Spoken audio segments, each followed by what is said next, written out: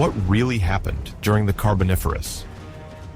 Today, we dive into the heart of a forgotten world, frozen in coal and moisture, a stifling dark green world where every giant leaf is a light sensor and where the entire Earth seems to breathe under a vegetative mantle.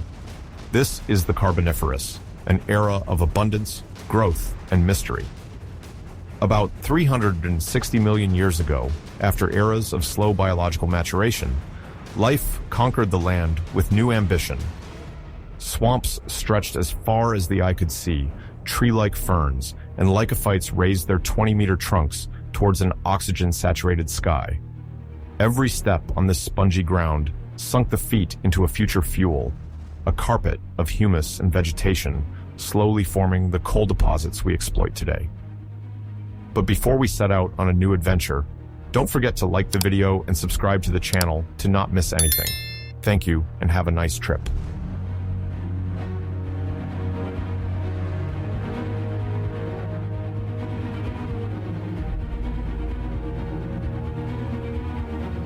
The Tornation is the beginning of the Carboniferous, about 359 to 347 million years before our era. It marks an astonishing revival of life after the major Hangenberg crisis that decimated marine and terrestrial biodiversity at the end of the Devonian. At the dawn of this new era, surviving and emerging species adapted to the changes and reconquered shallow marine habitats. In these clear and warmed seas, spiriferid brachiopods and feathered crinoids soon dominated the reefs, sometimes forming real underwater forests.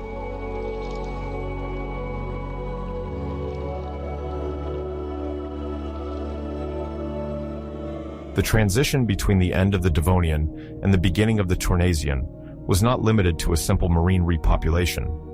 On tropical continents, new primary forests appeared, driven by heat and humidity.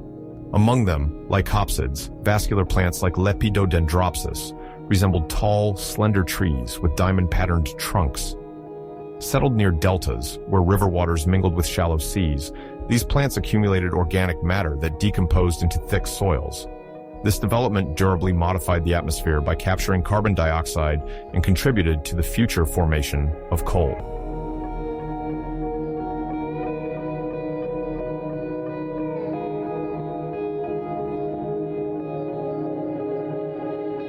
The importance of these early tropical forests went beyond simple organic matter production.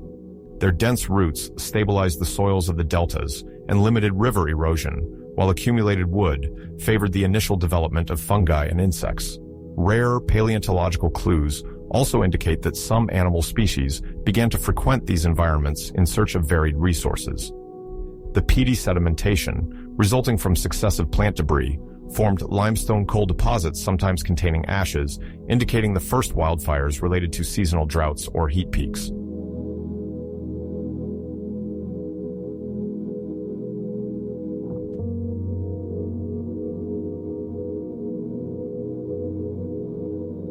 These early fires, far from being catastrophic in the modern sense, saw the dense vegetation quickly regrow in a still favorable climate.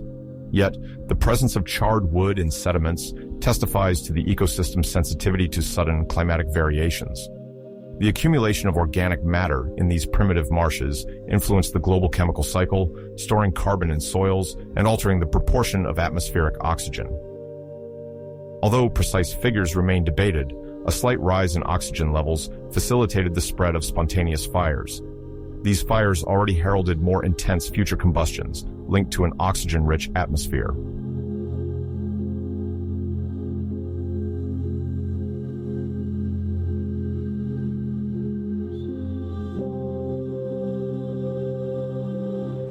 In the Tornasian, the collision between large continental blocks marked a key stage in geodynamics.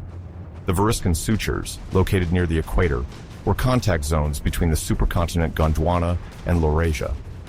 This tectonic convergence formed nascent mountain ranges, while profoundly transforming neighboring marine basins. As these reliefs rose, they modified winds and precipitation, fueling by erosion the tropical deltas and the expansion of wet plains. Fluctuations in sea level and coastal salinity created a dynamic ecosystem where marine and terrestrial life sometimes mingled in surprising ways.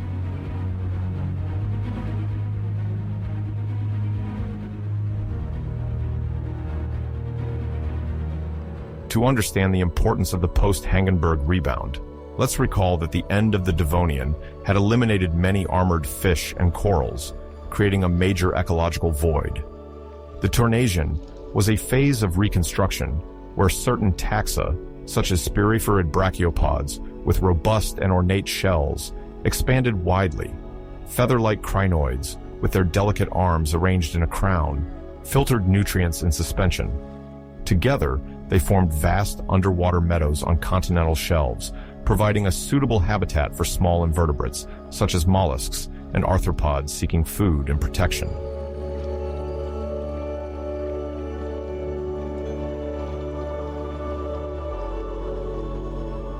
On the surface, the diversification of lycopsids marked a new era for terrestrial ecosystems. These plants, reminiscent of giant versions of mosses or ferns, could reach several meters and adapted to wet environments. Their hollow stems, composed of primitive vascular tissues, stored water, promoting rapid growth. Spores, dispersed by the wind, rapidly colonized the fertile soils along waterways and deltas. The progressive accumulation of their biomass initiated the formation of coal measures, these carbon-rich deposits destined to become coal under pressure and heat, still in their infancy in the Tornation.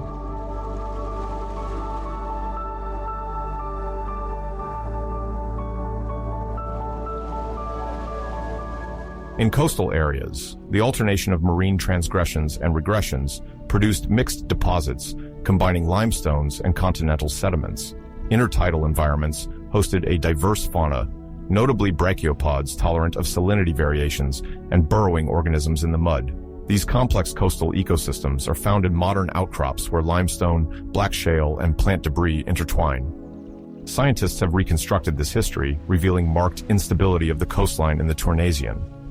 Tropical deltas and lycopsid forests evolved with marine variations, leaving vast, fertile plains emerging with each sea retreat.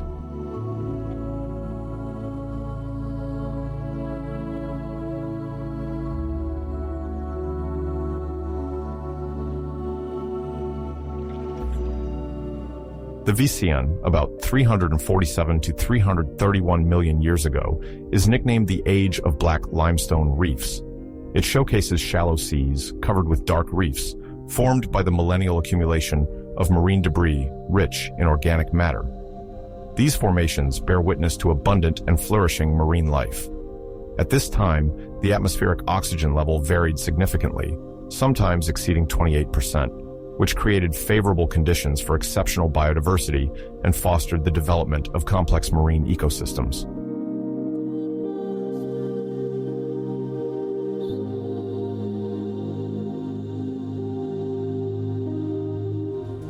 The rise in sea level during the Visan favored the formation of phreatic lakes, bodies of underground or surface water rich in dissolved minerals. These lakes played a crucial role in the ecosystems, notably housing coiled ammonoids and blastoids. These environments, with their specific salinity and chemistry, provided ideal conditions for their reproduction and prosperity, thus contributing to the dynamic balance of Visan marine communities.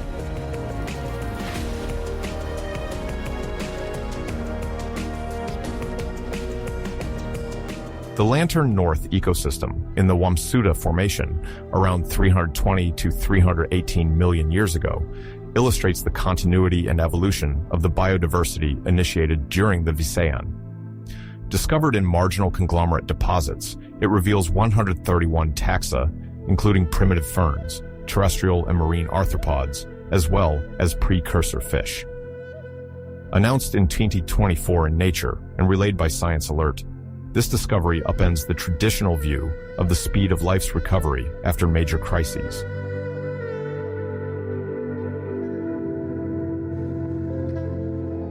According to researchers, the coexistence of marine organisms and terrestrial plants in this assemblage reveals a transitional zone where life advanced from the coasts to continental margins, oscillating between fresh and brackish waters under a humid climate. The discovered fossils including impressions of fronds, scales of cartilaginous fish, and fragments of arthropods, testify to high primary productivity favored by the warm climate. This plant abundance nourished large herbivores, supporting a complex food chain with aquatic and terrestrial predators. It thus stimulates rapid population expansion and the emergence of new species.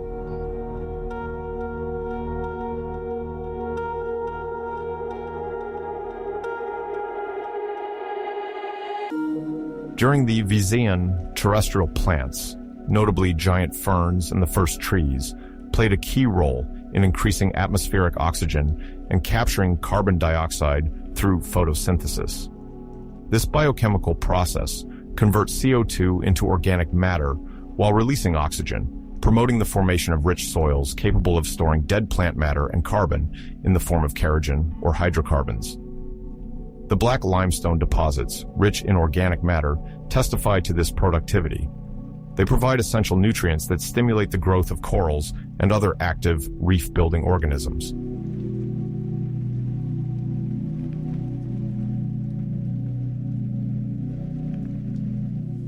The transition to greater terrestrial diversity is reflected in the Paleosauropus fossil trace, the oldest pentadactyl footprint in Europe.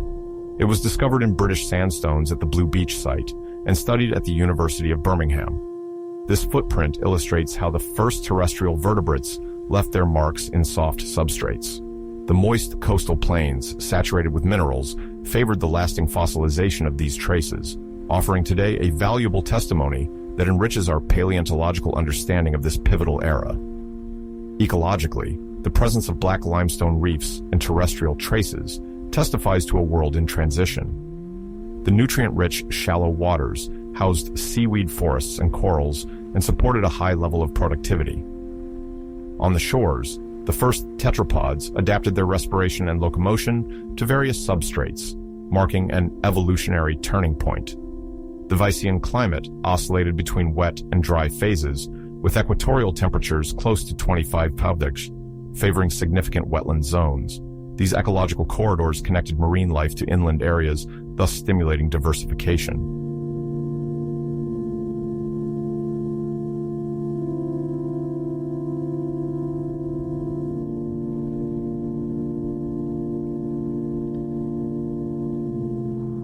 The Serpovian, dating from about 330 to 323 million years ago, is a key period of the Carboniferous, marked by the first glaciations affecting the supercontinent Gondwana.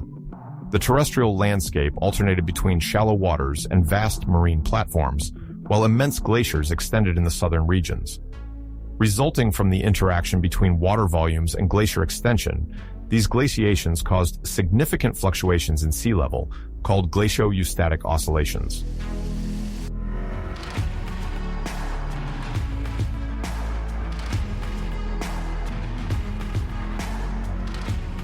To understand this phenomenon, imagine the growing polar ice cap on Gondwana, grouping Africa, South America, Australia, India, and Antarctica.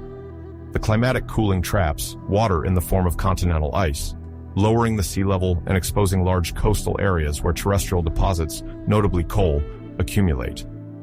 When glaciers retreat, the released water raises the sea level, flooding these spaces.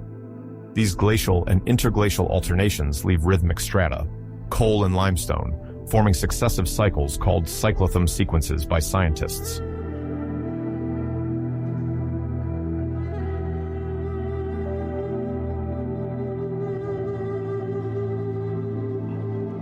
During the Serpovian, regions close to the equator benefited from a warmer and wetter climate than the glacial zones.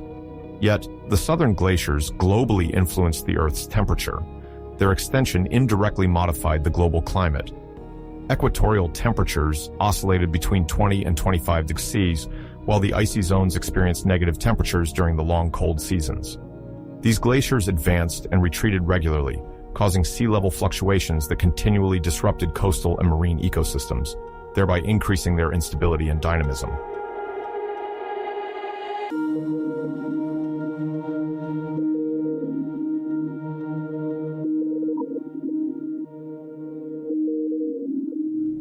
The Serpovian, marked by the Serpovian crisis, experienced a major upheaval in marine life. Camerat crinoids, close relatives of starfish, with a long stalk and ornate calyx, once flourishing, underwent a significant decline. Numerous species disappeared, likely due to stress caused by the instability of shallow marine habitats, disrupted by the abrupt fluctuations in sea level and the accumulation of fine sediments. This crisis illustrates the effects of rapid environmental changes on the benthic communities of the Carboniferous.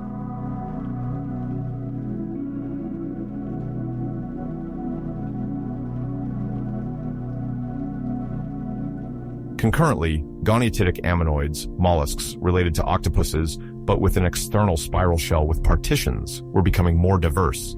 Their simple partitions, visible on fossils, form zigzag or wavy patterns. During the Serpovian crisis, these mollusks took advantage of the niches vacated by declining species. Their mobility and high variability allowed them to multiply rapidly. The Serpovian layers are rich in goniotitic ammonoids, indicating the rise of this dominant fauna in the Carboniferous oceans.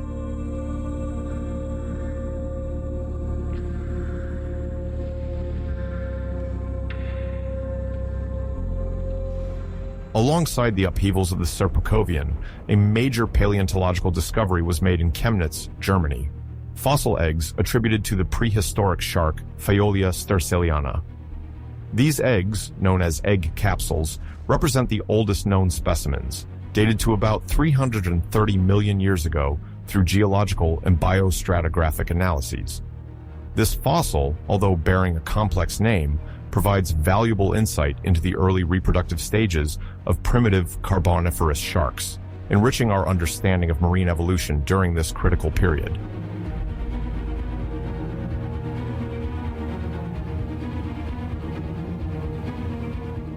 To understand the significance of this discovery, let's recall that the reproduction of current sharks is divided into three types: viviparous, where the young develop inside the mother; ovoviviparous, keeping the eggs until they hatch without direct nutritional supply; and oviparous, which lay eggs protected by a capsule.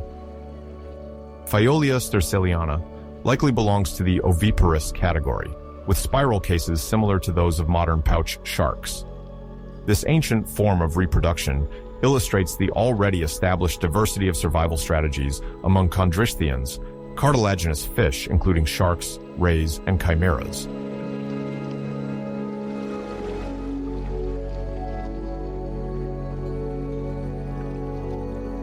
These fossil eggs, dating from the end of the Mississippian in the heart of the Serpovian, confirm the early adaptability of sharks. They were preserved thanks to the mineralization of their shell in lagoonal or coastal sediments. In 2025, the Paleontological Society elected these eggs as Fossil of the Year, highlighting their rarity, exceptional age, and the insightful knowledge they provide about the reproduction of primitive sharks. This recognition illustrates the importance of these discoveries for understanding marine evolution during the Carboniferous.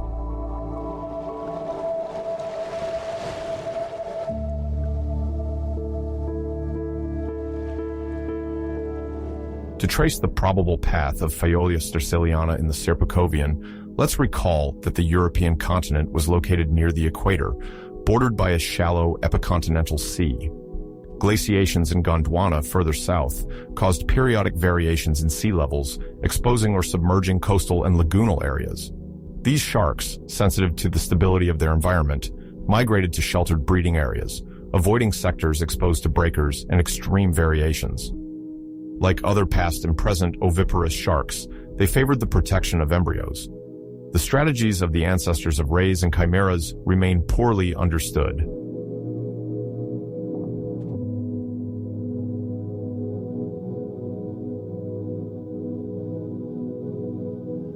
At the same time, terrestrial flora and fauna thrived near equatorial basins.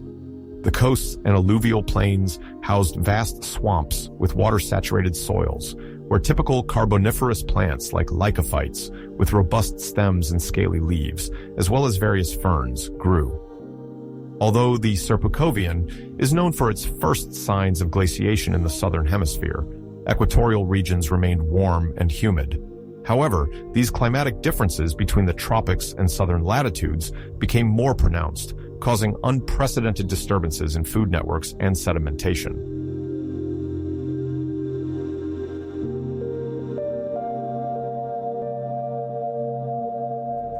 In the Serpovian, alternating deposits of coal, derived from the vegetative matter of swamps and marine limestone layers, were common. During sea level drops caused by glacier expansion, vast coastal areas became swamp forests, accumulating significant plant debris. When the sea rose, the inundation deposited rich calcareous sediments produced by the proliferation of calcareous algae and invertebrates. Thus, by observing a geological cross-section, one can read the history of marine fluctuations. Each coal layer indicates a humid continental episode, and each limestone layer a temporary return to a marine environment.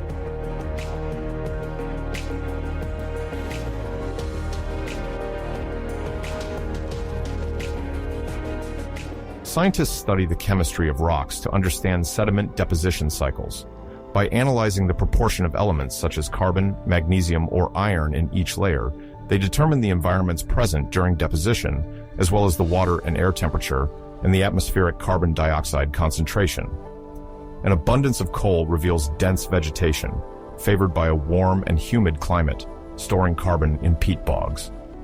Conversely, limestone sequences indicate warm and clear seas, conducive to organisms secreting calcium carbonate.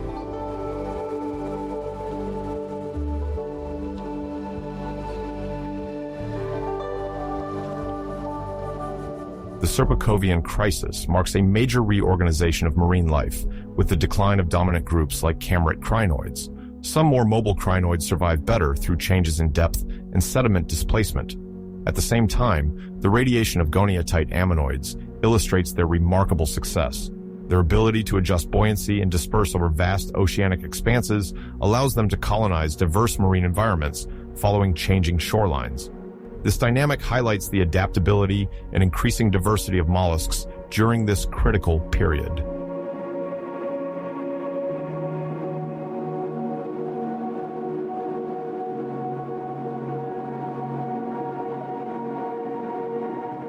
In this context of change, the discovery of Phaeolia sterzelliana eggs marks a milestone for understanding the adaptation of cartilaginous fish.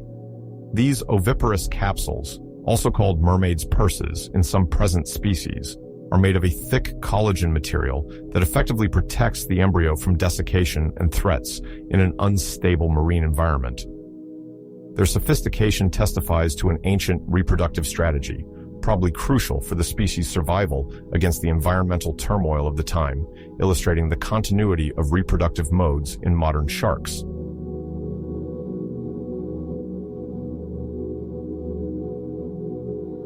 The designation of these eggs as fossil of the year 2025 underscores the often overlooked interval between the initial diversification of cartilaginous fish and their subsequent success. This discovery illustrates the essential alliance between paleontology, sedimentology, and evolutionary biology, sediment characterization, precise dating, microstructural analysis of the capsules, and comparison with more recent specimens. They allowed confirmation that Phaeolia sterzelliana laid its eggs in sheltered coastal environments, enriching our understanding of their reproduction and adaptation to the Carboniferous.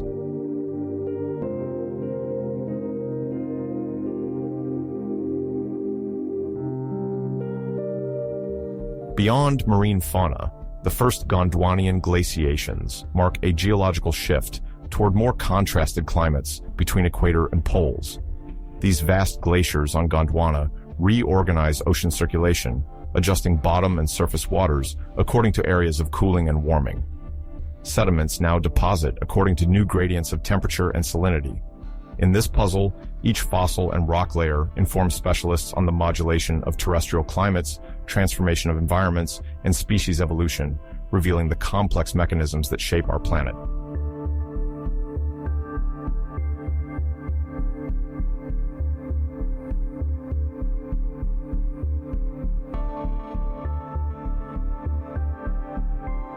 The Serpovian is not just a simple geological period, but an era of rapid upheavals, marked by a striking contrast between tropical climate and massive glaciers.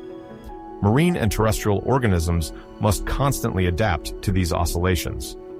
Ammonoids, thanks to their great dispersal capacity, stand out, while chamorid crinoids decline irreversibly.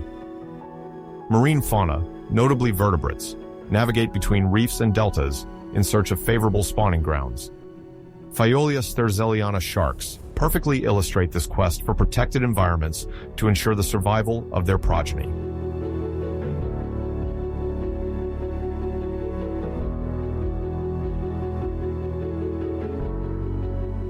In conclusion, the rise of goniatite ammonoids and the decline of crinoids reflect the marine dynamics regulated by the advance and retreat of ice on Gondwana. The alternation of coal and limestone in sediments confirms these frequent glacio-eustatic fluctuations in the Serpovian.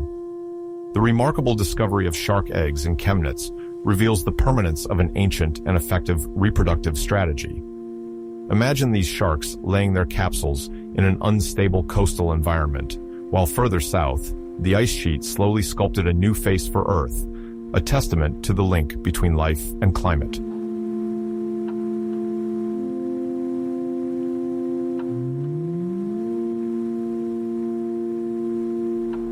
This modest glaciation heralds a major turning point, a prelude to more extensive polar ice caps that will mark the end of the Carboniferous and the Permian.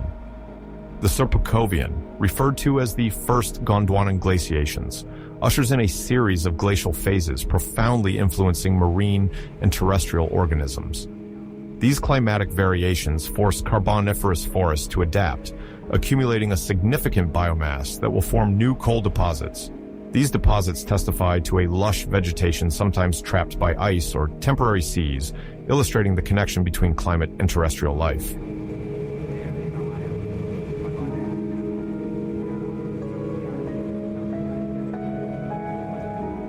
The Serpovian marks a pivotal point where several phenomena converge: the rise of goniatite ammonoids, the diversification of reproductive strategies illustrated by the egg capsules of Phaeolia sterzelliana, and the climatic events that give rise to cyclothermic sequences. Today, researchers relentlessly explore the underground archives, sediment cores, fossils, isotopic analyses to decode the history of climate and life. These investigations bring us closer to the source of our ancient environments, illuminating the complexity of the links between climates, marine and terrestrial life in the Carboniferous. Although less extensive than the great later glaciations, the first Gondwanan glaciations of the Serpovian act as a dress rehearsal, showing that Earth's climate depends on the distribution of land masses and the atmospheric carbon dioxide level. Sudden temperature drops can cover vast regions with ice, transforming geography, habitats, and the fate of fauna. The Serpovian perfectly illustrates this mechanism, where each variation in ice cover influences sediment distribution, marine abundance, and the evolution of reproductive strategies in cartilaginous fish.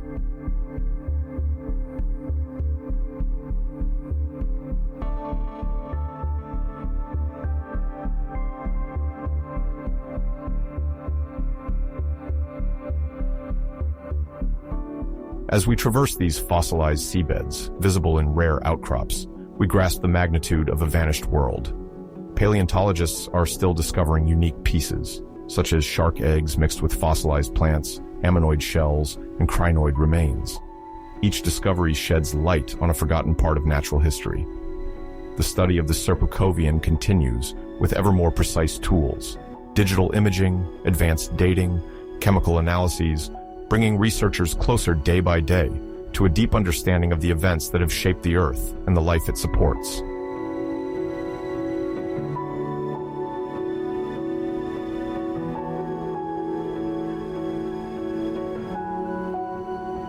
The Basheran, covering approximately 323 to 315 million years before our era, sees the emergence of vast swampy landscapes known as coal forests. These wetlands benefit from a warm and stable climate, despite signs of glacial expansion in the southern hemisphere. This period is famous for the formation of rich coal deposits, but also for its extraordinary plants and giant animals, far more imposing than those of today. Let's explore together these immense equatorial environments to understand how they gave rise to the coalfields, pillars of our energy resources for centuries.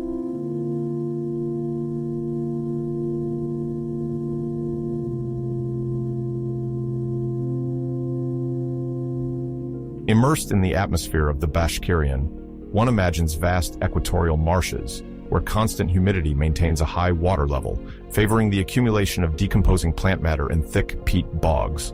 Under pressure and in the absence of oxygen, this matter does not decompose completely, and over millions of years, gradually transforms into coal. This long process of burial and successive deposits under optimal temperature and pressure conditions leads to the formation of coal deposits that fuel our energy resources.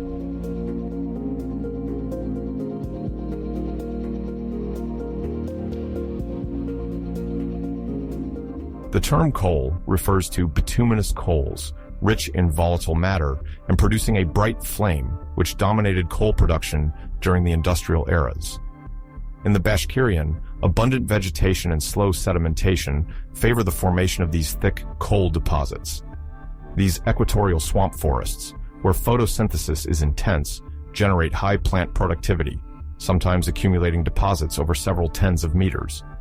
These coal forests constitute a precious energy treasure for posterity and an exceptionally rich ecosystem.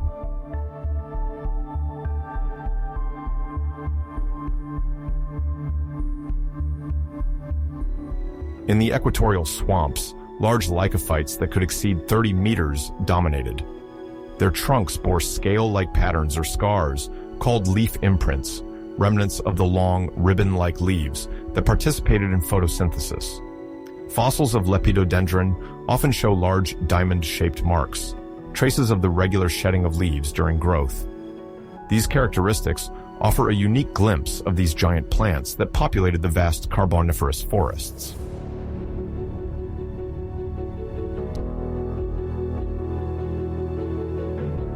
Sigillaria, remarkable, possessed a trunk with vertical grooves adorned with columnar patterns, resembling rows of seals, hence its name. These giant lycophytes, with less branched vascular structures, lived between 20 and 30 years. The giant horsetails, other typical swamp dwellers, belong to the pteridophytes. Unlike their small modern cousins from wet areas, they competed with small trees, forming a dense undergrowth beneath the lycophytes and contributing to the lush and exuberant appearance of the Carboniferous swamps.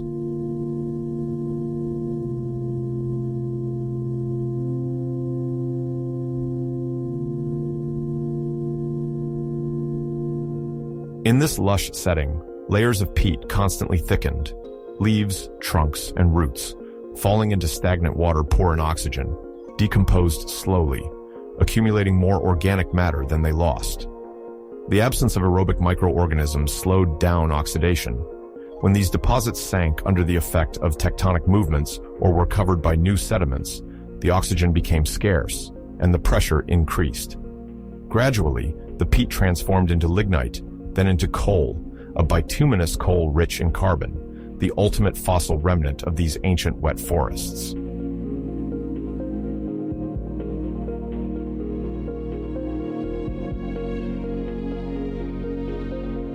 In the Basheran, oxygen was much more concentrated than today, reaching 30% compared to 21% currently. This abundance partly explains the gigantism of terrestrial arthropods, such as insects and other invertebrates. Their respiration, relying on a network of tracheae, is limited by the oxygen in the air. Thus, with more oxygen, their size could increase considerably, giving rise to impressive animals in these ancient ecosystems.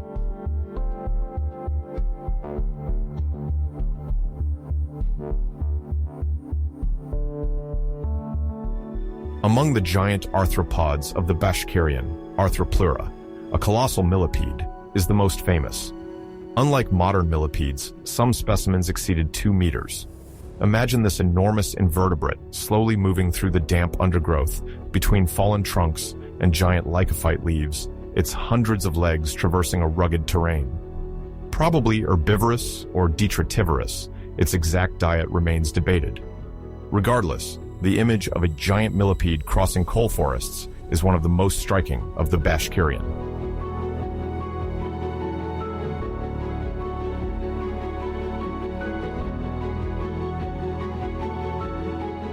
At the top of the canopy, the giant dragonfly, Meganeura, with wings about 77 meters, much larger than those of modern dragonflies, spread its veined wings. Its flight required a constant supply of oxygen, abundant in the Basheran, thus favoring its gigantism. These formidable predators soared above the swamps, hunted insects and small vertebrates, and then landed on the trunks of the lycophytes. Adapted to an ecosystem with varied functions, these giant dragonflies played a key role in the balance of terrestrial environments at that time.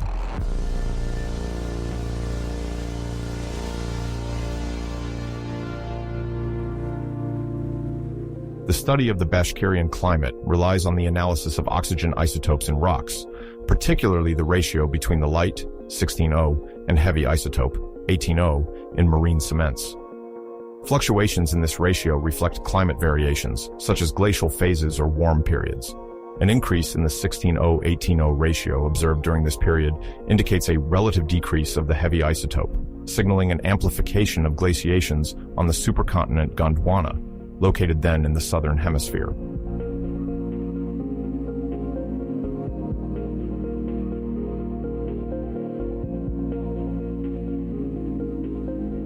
During cooling phases, seawater is stored in ice caps.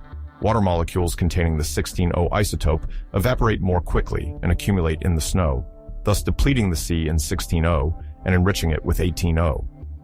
An increase in 16O in marine sediments indicates glacial melting or particular storage. These isotopic variations allow experts to analyze the extent and dynamics of ice on the supercontinent Gondwana, where these vast continental ice fields modulate ocean levels.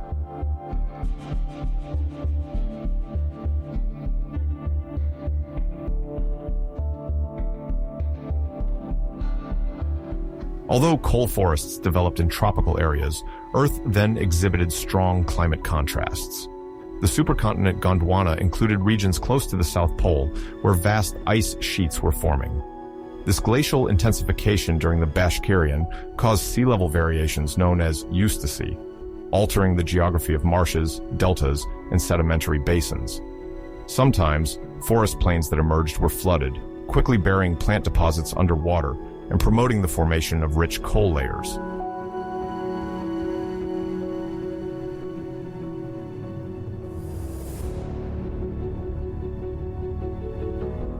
In the Basheran, tectonics favored the gradual assembly of plates, leading to the formation of Pangaea and modifying oceans and continents. Near the equator, flat sedimentary basins with a favorable climate hosted abundant vegetation. Rapidly buried under new deposits, these environments trapped organic matter subjected to increasing pressure. Over several million years, this process transformed these accumulations into coal, creating the typical coal deposits of that era.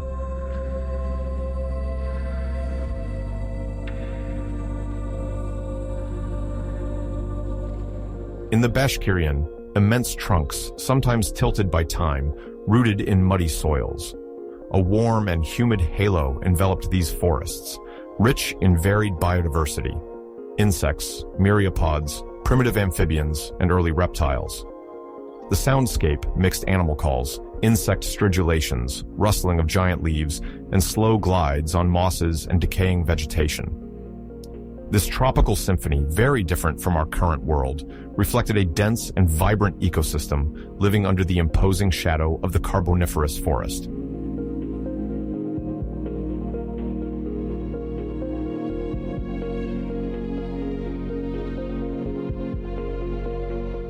In the Basheran, giant arthropods dominated both marshes and skies. Arthropleura, robust and segmented, crawled on the ground, while Meganeura reigned as the aerial superpredator at the top of the vegetation. Competition and predation differed as terrestrial vertebrates had not yet taken over. Insects and arthropods benefited from oxygen-rich air and abundant vegetation, providing them with food, shelter, and breeding sites, all in a climate that was warm and humid almost year-round.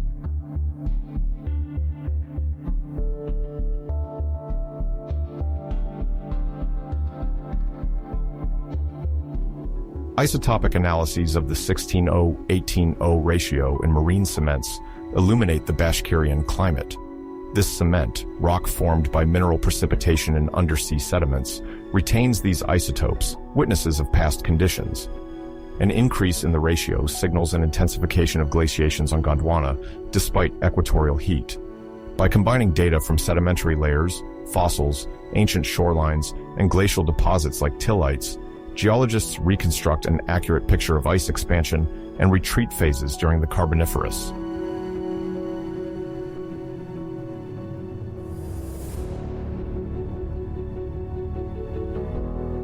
The Basheran is marked by cycles of sea level variations, rising or falling by several meters according to the state of the Antarctic ice caps.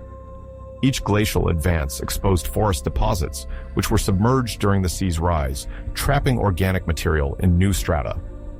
This alternation, combined with abundant vegetation, favored the formation of vast coal deposits. Some basins preserved this history in cyclothams, alternating limestone, sandstone, and coal, reflecting the environmental and marine changes of the time.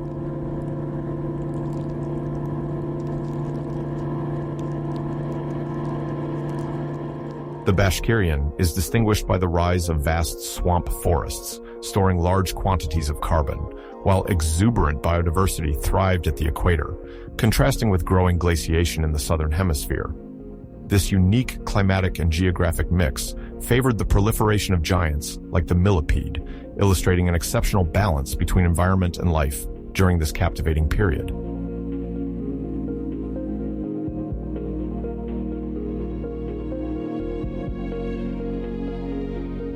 The Basheran coal forests, populated by prehistoric creatures and giant vegetation, left a tangible legacy. Their fossils fueled industrial revolutions and shaped the modern world. Understanding the formation of these deposits and the climate's impact allows us to grasp how Earth stored large quantities of carbon over long periods. Atmospheric oxygen played a major role in evolution, favoring the gigantism of arthropods in a resource-rich environment.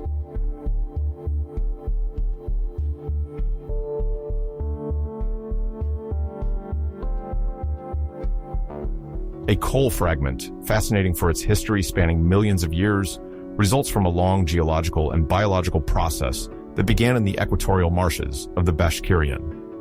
Each block contains a vanished world composed of fallen trunks, giant stems, thick leaves, and astonishing creatures. The textures and fossil imprints bear witness to this teeming life. This piece of coal is not just a fuel, it is a precious vestige of a rich and complex natural past.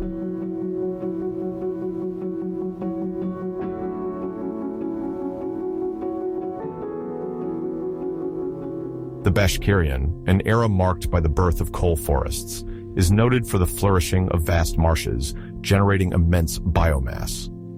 The rapid burial of this organic matter, combined with sea level fluctuations and a slow transformation under sediments, forms rich veins of coal.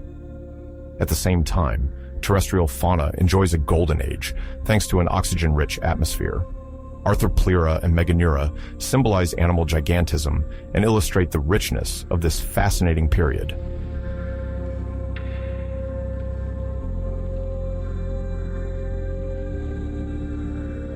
Between 315.2 and 307 million years ago, the Earth went through the Moscovian, a period of upheavals and ecological innovations. The landscapes, dominated by swampy forests, transformed to accommodate a diversified fauna and flora, marking a key step in the expansion of life on the continents. The explosive terrestrial diversification captures this era well, where many species benefited from favorable climatic conditions to colonize new spaces and invent new survival strategies.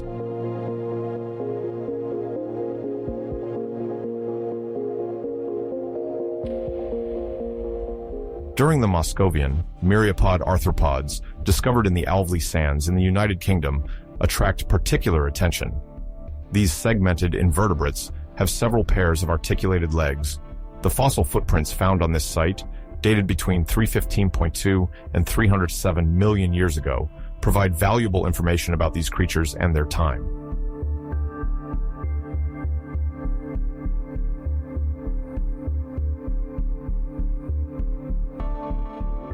The traces preserved in the sand testify to vast floodplains with a tropical climate. These areas, subject to seasonal floods, see alluvial deposits form sediments rich in organic matter. As these sediments solidify, they can trap clues about the fauna and flora. At Alvely, scientists from the University of Birmingham examined the morphology and arrangement of the footprints to understand the mode of life and movement of arthropods with the surrounding environment.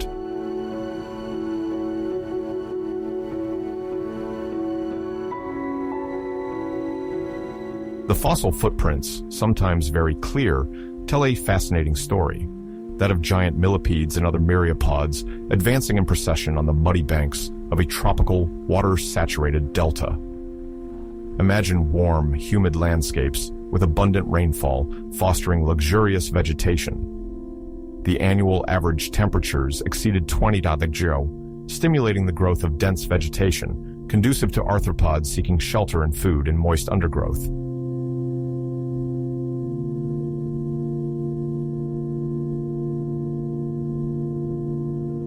The myriapods found in a tropical floodplain show that they could tolerate large water level variations. During the wet seasons, water covered large areas, while in drier periods, the ground consolidated, facilitating their movement. Their physiology allowed them to breathe in damp conditions, and their chitinous shells, made of carbon-based rigid components, provided relative protection against environmental fluctuations.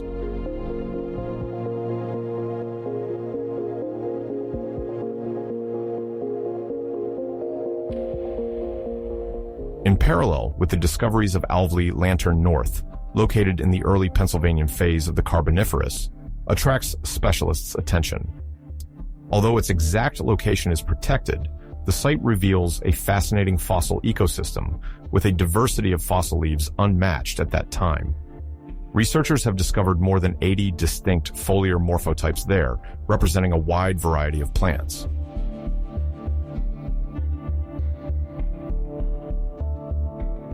The early foliar complexity helps paleobotanists understand plant evolution during the Carboniferous period. The diversity of foliar morphotypes shows plants adapting to various microenvironments. Some leaves are suited for low light intensities, others for dry or wet areas.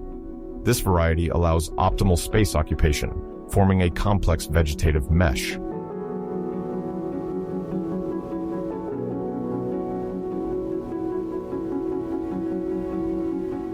The distribution of plants makes the canopy more complex, creating new habitats for insects, arthropods, and other organisms.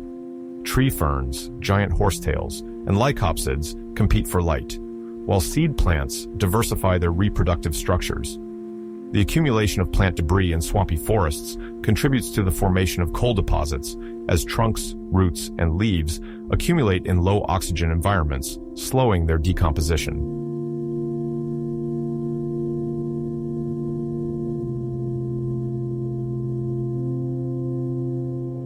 Lantern North offers not only plant remains, but also fossils of invertebrates and vertebrates, allowing the study of the food chain of the era. Fragments of cuticle, fossilized mandibles, and coprolites, mineralized excrements, provide information on dietary habits. Coprolites may contain spores or shell fragments, suggesting some animals had a plant-based diet, while others fed on other animals, depending on the species.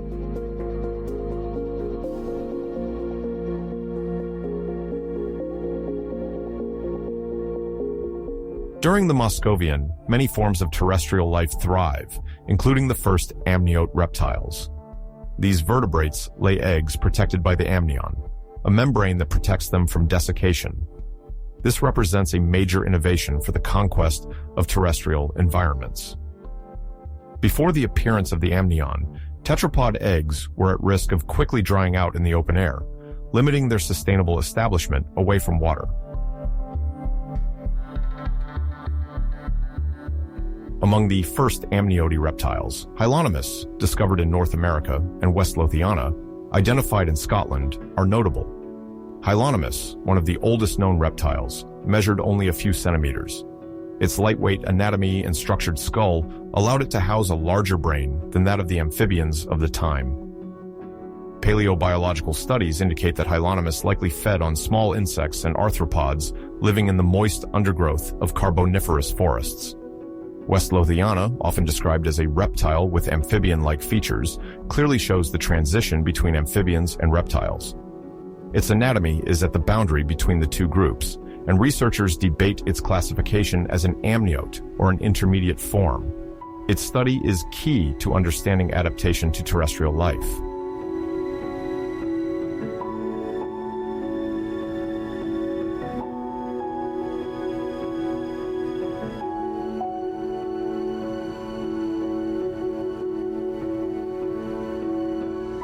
One of the remarkable aspects of this transition is the laying of parchment-shelled eggs in the hollow trunks of Lycopsids.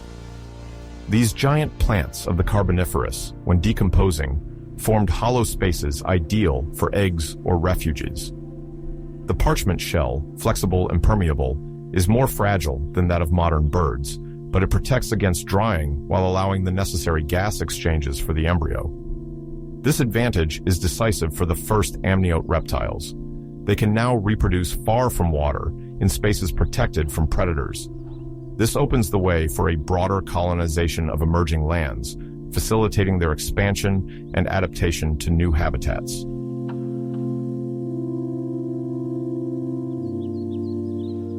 Scientists, when observing preserved Lycopsid trunks with laying traces, often discover tiny fossils of juvenile bones or teeth, indicating that incubation extended to hatching. This reproductive strategy is well adapted to terrestrial conditions, where the localized humidity and warmth in a decomposing trunk favored embryonic development, thus creating an optimal environment for egg hatching and the survival of young animals.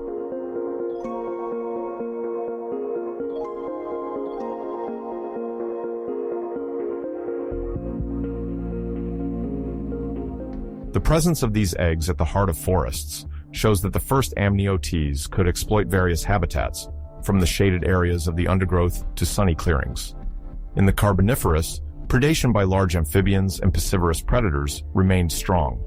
Placing offspring in natural cavities allowed for the protection of the eggs, thus ensuring better survival while taking advantage of the abundant food resources available in the environment.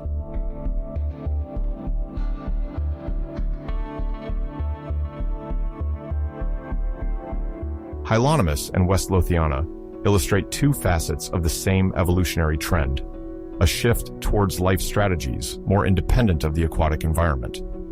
Thanks to their protected eggs, more agile locomotion, and regulation of certain physiological aspects, these species gained a competitive advantage. The Muscovian, on the other hand, is marked by climatic oscillations between humidity and dryness. The sedimentary records, such as the alternation of coal and limestone, show these changes in sea levels and precipitation, where coastal plains were regularly flooded and then invaded by terrestrial vegetation.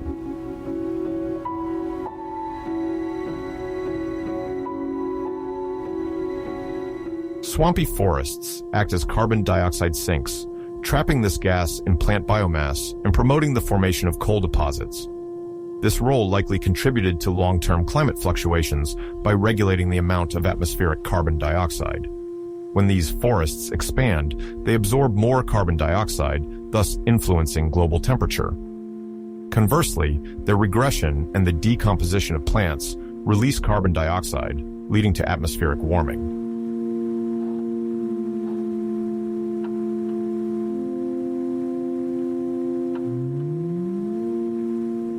The growing diversity of terrestrial organisms reflects the fragile balance between environmental factors and evolutionary innovations. Arthropods play a crucial role in this dynamic, contributing to the decomposition of plant litter and controlling plant populations through herbivory, thus regulating ever-evolving terrestrial ecosystems. Amniote reptiles initiate a major turning point for reproduction, enabling them to colonize interior lands. This opens the door to new lineages, including the large reptiles of the Mesozoic, which would not have reached such influence without this Carboniferous evolution.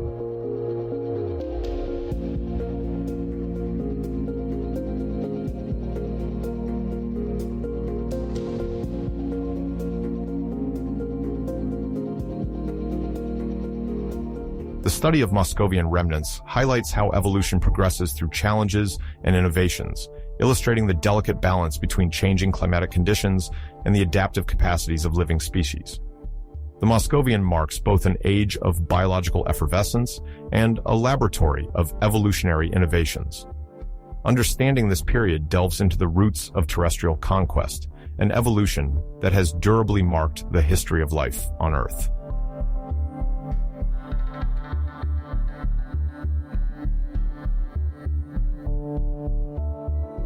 The Casimovian, between 307 and 303.7 million years before our era, represents a late phase of the Carboniferous. Landscapes undergo changes due to fluctuations in sea level and the emergence of new vegetation. The world is dominated by coal swamps and lush forests, where the expansion of seed ferns becomes difficult to contain. While vegetation adapts to instability, creatures explore new predation strategies in inland waters. This period sees the appearance of innovations, notably a particular shark discovered in 2025.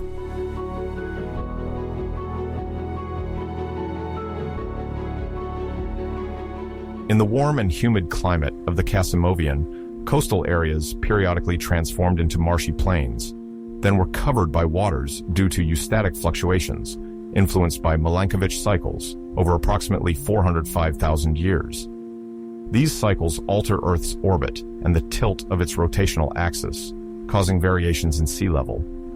During this period, sea levels fluctuated by 3 to 4 meters, affecting the configuration of coastal landscapes and habitats, sometimes turning a calm estuary into a sea arm or vegetated marshes.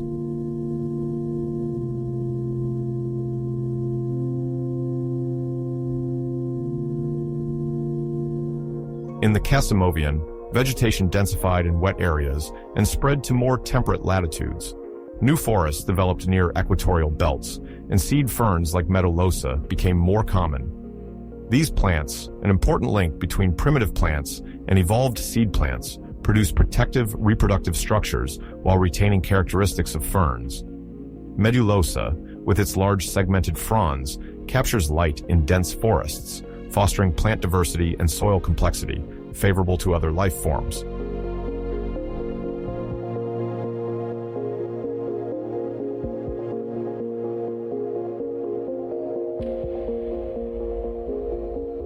In the Casimovian, vegetation and sediments alternated depending on sea level fluctuations. During water rise, fine sediments, like shales and oxygen-poor muds, were deposited. When the sea receded, terrestrial vegetation deposited numerous organic debris, forming coal-rich banks, future coal deposits. This repetitive cycle becomes a geological marker of the Casimovian, illustrating the sea's ebb and flow, shaping marine and terrestrial ecosystems. The stratification of these layers allows paleontologists and geologists to retrace environmental changes.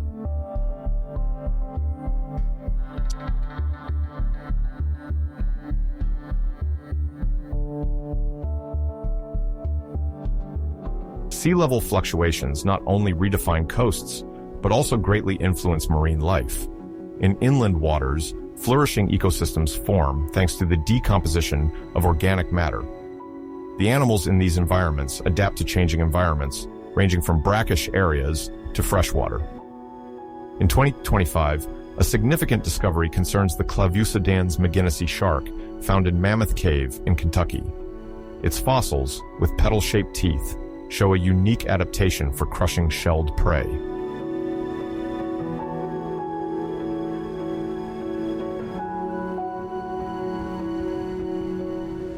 The study of Clavusedans mcginnisii's teeth, published in Science News, sparked great scientific interest, notably to understand its chewing mechanics.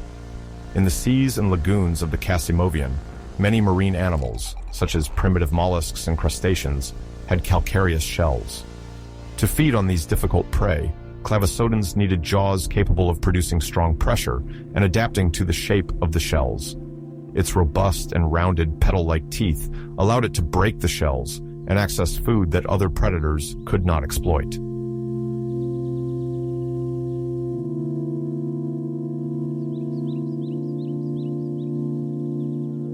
The study of Clavusedans mcginnisii's teeth has sparked great scientific interest, particularly in understanding its chewing mechanics.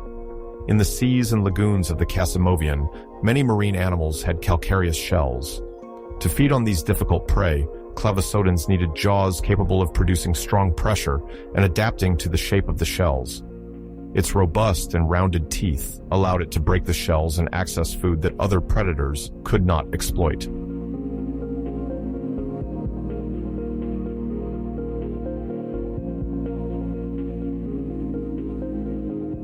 The landscape of the Casimovian is marked by changing vegetation, with primitive trees, giant ferns, and large swamps often shrouded in mist. In equatorial regions, the heat is high, around 25 degrees Celsius, while more distant areas enjoy a more temperate climate, punctuated by rain. The light filtered by the canopy creates dark undergrowth where giant insects and primitive tetrapods seek refuge. The forests thin out as they move away from wet areas, and medulosa develops in these transitional spaces, taking advantage of nutrient-rich soils.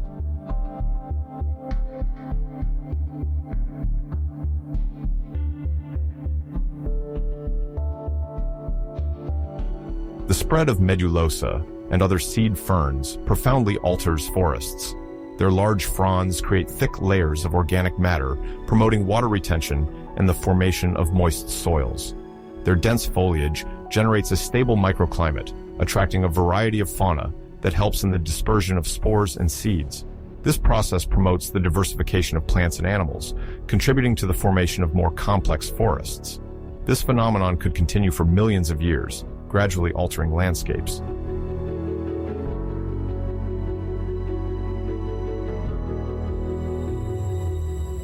Geologically, each new layer of sediment in the Casimovian marshes tells a key episode of this period.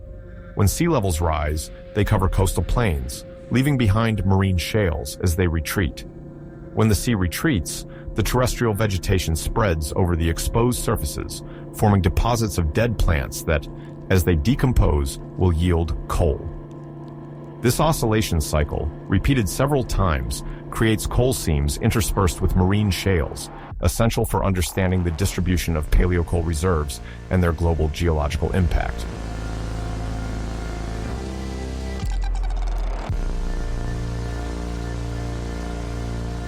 Recent research shows that repeated variations in sea levels linked to Milankovitch cycles are not solely due to local factors like tectonics or erosion. The global variations in Earth's insulation cause the expansion or reduction of polar ice caps, affecting the amount of water in the oceans. During the Casimovian, these fluctuations allowed for the periodic expansion of ice in the southern hemisphere, altering the volume of free water in ocean levels. This glacial regulation led to visible oscillations in Carboniferous stratigraphic markers.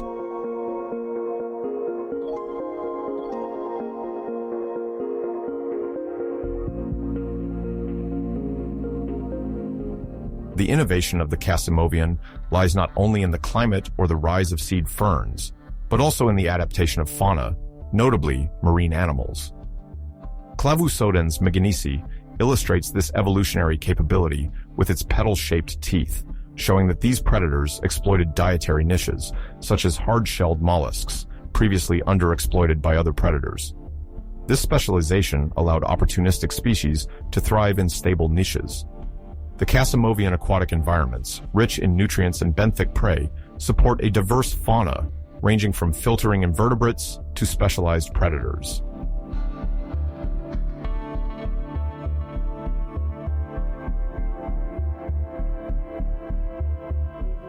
Although Clavusodens left a mark, other groups of animals also populated the waters of the Casimovian, such as fossilized ammonoids, brachiopods, primitive crustaceans, and bony fish.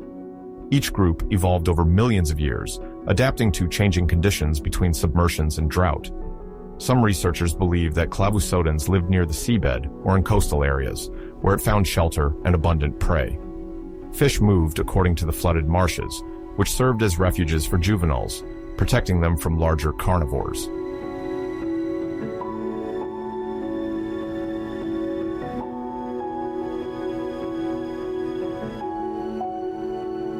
The Casimovian marshes extend towards mid-latitudes, allowing certain plant species to migrate to drier regions. Medulosa and its related varieties adapt to these new conditions while requiring humidity in the undergrowth. The giant lycopsids, typical of ancient equatorial zones, give way to a more varied vegetation, including these seed ferns. New forest layers form, with shrubs and herbs adapted to the local climate. The forests, organized in layers, see their ecological interactions become more complex, supporting the balance of these burgeoning biomes.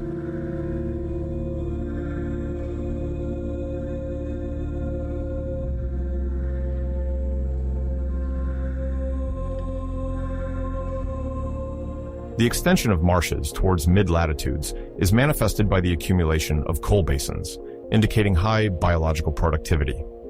The coal rocks of the Casimovian show a different composition from those of older layers, reflecting the changing flora and the emergence of varied ecosystems.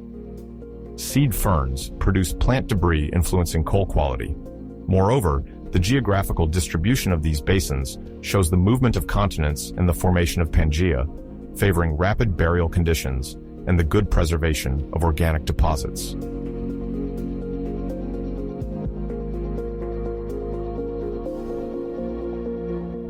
The Casimovian marshes are a bustling world, where every vegetation layer shelters insects and arthropods. Fossils of carapaces show that large species continue to evolve and exploit the vegetation. The still high oxygen levels favor the gigantism of these creatures. Although drier conditions are forecast for the rest of the Carboniferous, the environment remains humid enough to support these swamp ecosystems. Occasional fires, triggered by temporary droughts or thunderstorms, open up new spaces for regrowth and the establishment of pioneer species.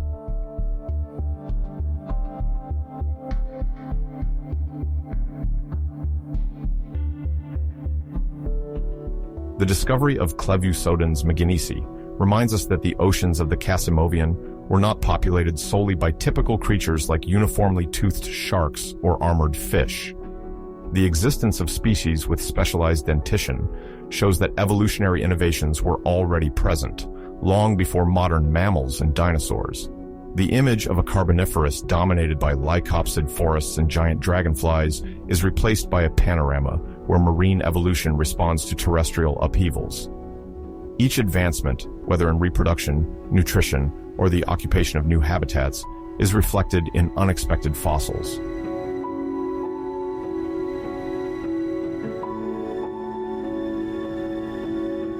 The fossil skeleton of Clavusodens mcginnesi and its petal assemblage of teeth show that it was an opportunistic predator in shallow waters, foraging through flooded marshes to feed on shells and crustaceans.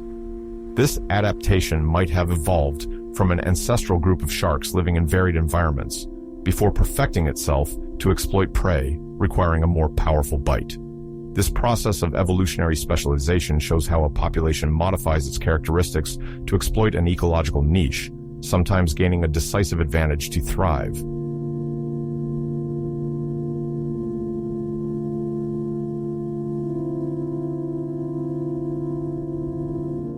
In the Casimovian, the fauna and flora are characterized by great diversity, with creatures ranging from small aquatic invertebrates to large tetrapods, coexisting in ecosystems nourished by massive inputs of organic matter and a relatively mild climate. The seed fern forests provide food and shelter for terrestrial and amphibious animals, while floodplains facilitate species dispersal.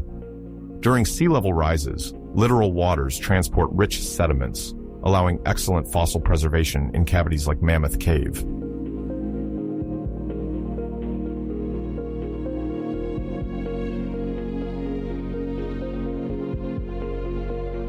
The Casimovian, far from being static, is marked by rapid changes in its landscapes, forcing organisms to adapt. Even a limited advance or retreat of the sea disrupts the balance between emerged and submerged zones. Aquatic creatures colonize new spaces, while terrestrial plants and animals expand into previously inaccessible territories. This oscillation is at the heart of Casimovian innovation, where nature experiments with adaptations, like the dietary strategies of the petalodont shark and the thickening of the reproductive structures of seed ferns.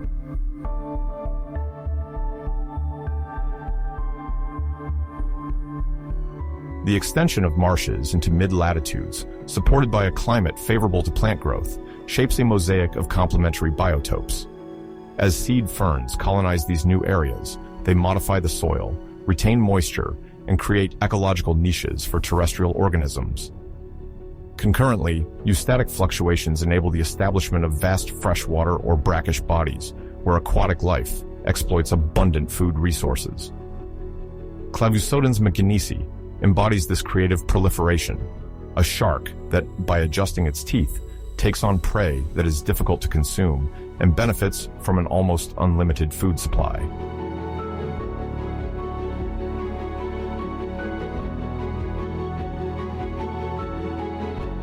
Here we are plunged into the Gileian, a fascinating epoch that spans from about 303 to 299 million years ago. Imagine a changing landscape, where vast marshes populated with giant trees gradually dry up, making way for more robust plants better adapted to a drier environment. It is a period of major transition, marked by the evolution of terrestrial ecosystems in a very particular atmosphere. Swamp forests are gradually receding, while new plant species colonize the vacated areas. At the same time, the atmosphere reaches a record oxygen level, about 35% compared to 21% today. In other words, out of 100 units of air, 35 are composed of oxygen. This exceptional level favors powerful natural phenomena, notably an increase in fires. The richer the air is in oxygen, the more flammable the vegetation becomes, which increases the frequency and intensity of fires.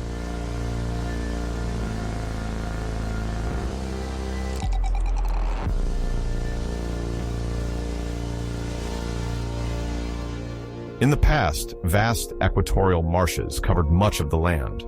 They hosted a lush flora, dominated by immense tree ferns, giant horsetails, and lycopsids. These plants thrived in warm, humid, and swampy conditions. But during the Gileian, these forests began to retreat due to profound climatic changes. Over extended geological periods, the arrangement of continents, the shape of oceans, and variations in sunlight altered precipitation and seasons. The climate became generally drier in many regions once perpetually humid.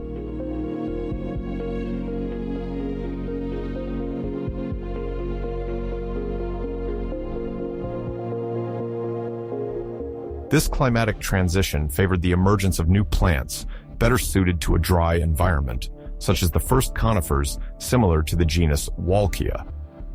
These seed plants, often protected by cones, are distinguished by their needle-like leaves, much more resistant to drought than the wide fronds of ferns. Walchia, appearing at the end of the Carboniferous, marks a key step in the evolution of flora.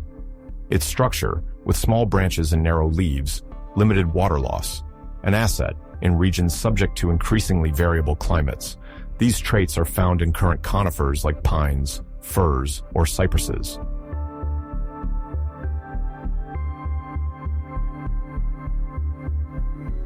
To understand why the Gileian atmosphere is so rich in oxygen, we must look back to the previous periods. The rise of land plants and the formation of vast swamps promoted a massive sedimentation of carbon. As plants grew, they absorbed carbon dioxide. Part of their biomass, once dead, accumulated in oxygen-poor soils. In these anoxic environments, organic matter decomposed poorly and gradually formed coal. This process trapped carbon while releasing oxygen, enriching the atmosphere. But beyond 30% oxygen, fires become much easier to ignite. A simple spark, caused by lightning or a volcanic eruption, could ignite immense forests. In 2024, researchers at Royal Holloway studied fossilized charcoal, frequent witnesses of wildfires in this highly flammable environment.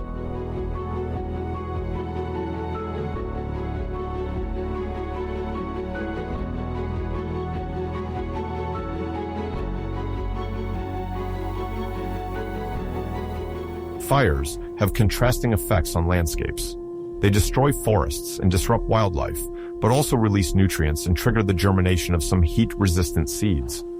These frequent fires open the ground to new species, such as conifers, which quickly settle thanks to the light and reworked soils.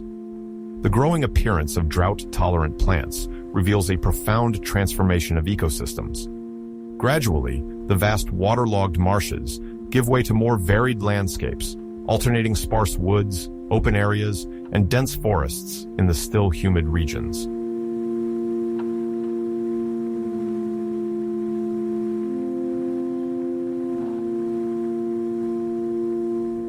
In these transitioning environments, marked by the gradual onset of drought, wildlife struggles to adapt. Some manage, others face increasing pressure. This is the case for the giant arthropods of the Carboniferous, like the more than 2-meter-long millipedes Arthropods or the oversized winged dragonflies Meganeura. Their exceptional size was explained by the high oxygen concentration, which boosted their tracheal respiratory systems. But as the climate becomes drier and the marshes shrink, their habitat fragments, making survival increasingly difficult.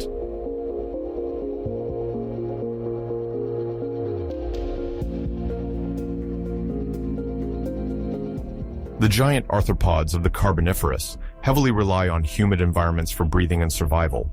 Their cuticle limits dehydration, but remains poorly adapted to the dry and hot environments gradually dominating the Gileian. The decrease in humidity slows their growth, leading to a gradual reduction in their size. This decline is exacerbated by the multiplication of fires, which destroy their habitats and resources. Many eventually disappear or fragment into small, isolated populations. New groups, better adapted and equipped with more compact bodies and more efficient respiratory systems, gradually take their place.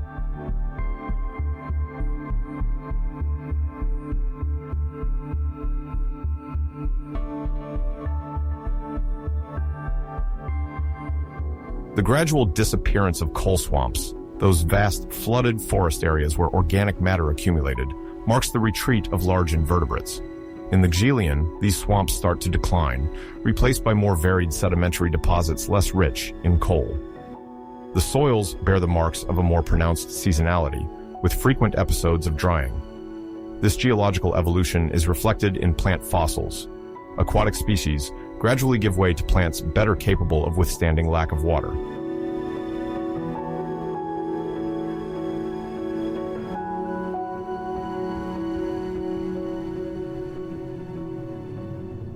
In this context of change, the emergence of the conifers. Walkia illustrates the ability of life to adapt. Quite different from the ancient tree ferns, these trees with upright cones and persistent needles thrive in areas subjected to dry summers and cooler winters, marked by now contrasting seasons. Less dependent on constant humidity, they replace the declining giant lycopsids. Their foliage, designed to limit water loss, allows them to continue photosynthesis despite decreased precipitation, where marsh plants collapse as soon as the flooding disappears.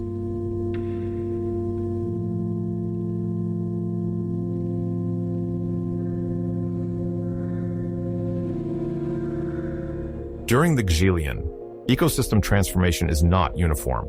Some areas, protected by their geography or supplied by underground waters, retain wet marshes with ferns and horsetails still present. Nearby, conifers begin to take root. Fossils reveal unexpected mixes, large trunks of lycopsids alongside branches of Walkia, while horsetails and young seed ferns coexist.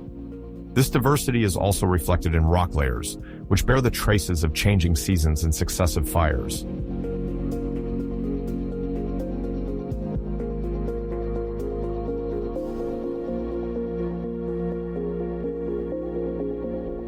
The Gileian period illustrates well the ability of ecosystems to adapt to the contraction of wetlands and the rise of drought. This period, often seen as the end of the Carboniferous, prepares the transition to the Permian, marked by increased aridification on Pangaea. Reduced humidity favors the emergence of resistant plants, altering the distribution of fauna. Fires, more frequent and intense, fragment the landscape, pushing animals to migrate to refuges. Recent analyses of fossil charcoals confirm the link between high oxygen levels and this increased fire activity.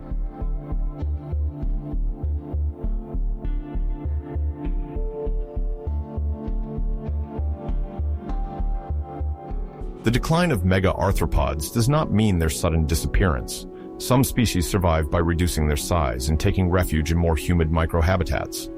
Others, better physiologically equipped, occupy new dry environments thanks to reinforced integuments, more economical respiration, or burrowing strategies. The legacy of the Carboniferous remains in the coal deposits from ancient marshes.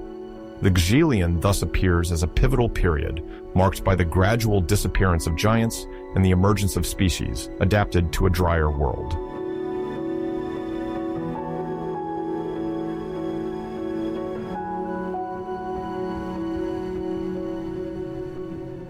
To understand this era, researchers in paleobotany and paleoecology cross several sources: the study of sedimentary rocks, their chemical composition, as well as fossilized plant remains. The sediments reveal the alternation between humidity and drought, while fossil charcoals allow estimating the frequency of fires. These data sketch a more precise picture of the climate, where all regions, even those that appear most stable, are gradually overtaken by eradication. Life reorganizes, following a trend towards drier, more open environments.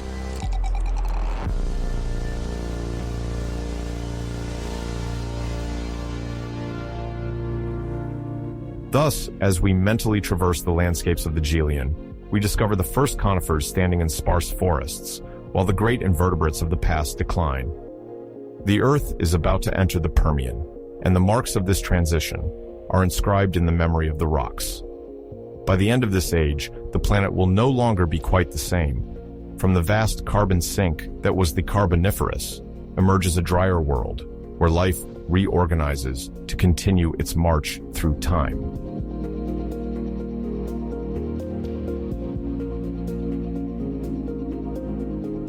We dive into the heart of the Carboniferous, a pivotal period where life on Earth undergoes some of its most significant transformations. In this unique interval, major biological innovations emerge, driven by unparalleled environmental conditions. The abundance of atmospheric oxygen favors the gigantism of many organisms, while new reproductive strategies, such as the appearance of the egg adapted to terrestrial life, open new evolutionary pathways. The Carboniferous does not just change life forms, it reshapes ecological balances and deeply prepares the biodiversity of subsequent eras. At the crossroads of quiet upheavals and visible revolutions, this epoch marks a decisive turning point in the history of life.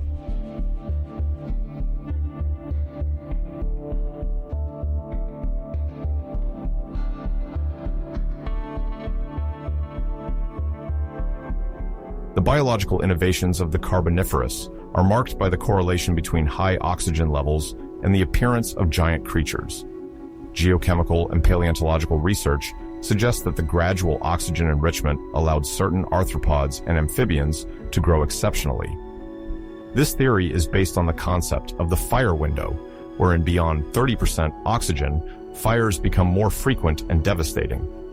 In 2024, an analysis of anoxic charcoals refined this theory, allowing for a precise tracing of oxygen evolution throughout the Carboniferous.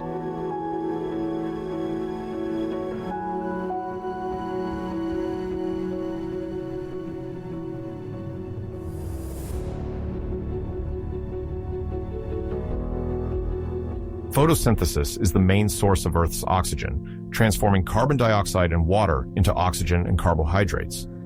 During the Carboniferous period, there was an explosion of vegetation, notably tree ferns and lycopsids, that developed in immense swamps.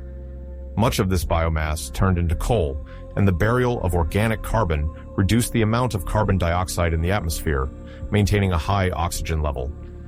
Some estimates suggest this level may have reached 35% during certain phases of the Carboniferous, compared to 21% today. The increase in oxygen concentration allowed organisms with internal airflow respiration, like insects, to sustain a more intensive metabolism and grow impressively. Modern research using mass spectrometry on coal samples shows that this enrichment influenced the evolution of fauna. Furthermore, frequent fires shaped landscapes, creating new ecological niches and renewing vegetation.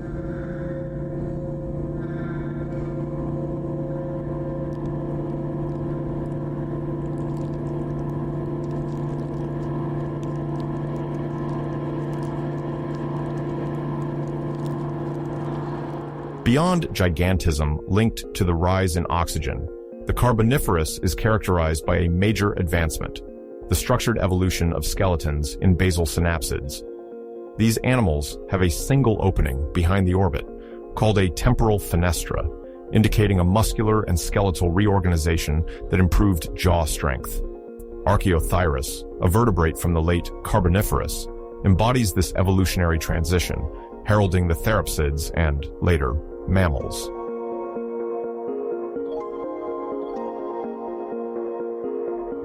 In Archaeothyres, one of the great specificities is its diverse dental palate. Unlike its more primitive ancestors, Archaeothyres has teeth adapted for cutting, crushing, or grinding, reflecting an adaptation to a varied diet, including small vertebrates, insects, and plants. In contested swamps, this ability to bite more effectively was a vital advantage. the refinement of the jaws and cranial musculature gave synapsids an evolutionary advantage, allowing them to expand their ecology and adapt to multiple dietary niches.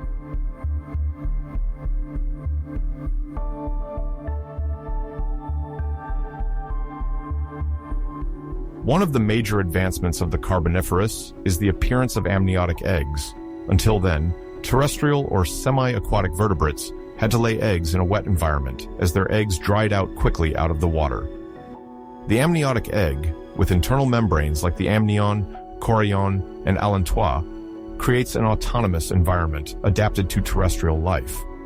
The shell, which can be leathery or mineralized, protects the embryo from external aggressions, while maintaining a water and gas balance necessary for development.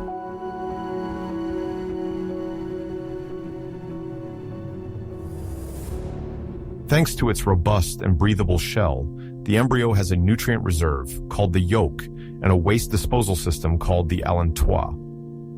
This life chamber makes the organism less dependent on water bodies. The amniotic egg frees reproduction from aquatic constraints. Parents can lay eggs in protected areas, higher up, sheltered from humidity and predation. This advancement allows many species to colonize spaces previously inaccessible on drier lands and in dense forests.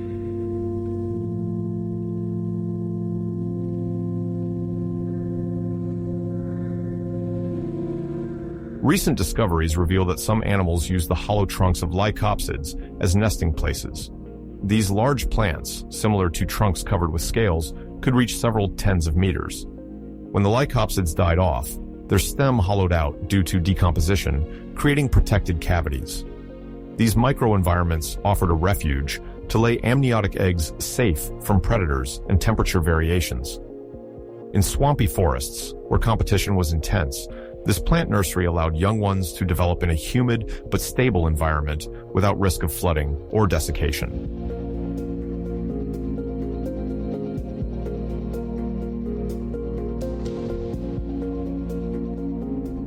The amniotic eggs, capable of retaining their internal water, mark a significant advancement compared to amphibian eggs, vulnerable in open water. Water, once essential to embryonic development, ceases to be a limiting factor. This emancipation allows vertebrates to diversify and colonize all emergent lands. They can now keep away from ponds and lakes, thus avoiding threats like aquatic predators, egg parasitism, and sudden changes in water levels caused by the climate.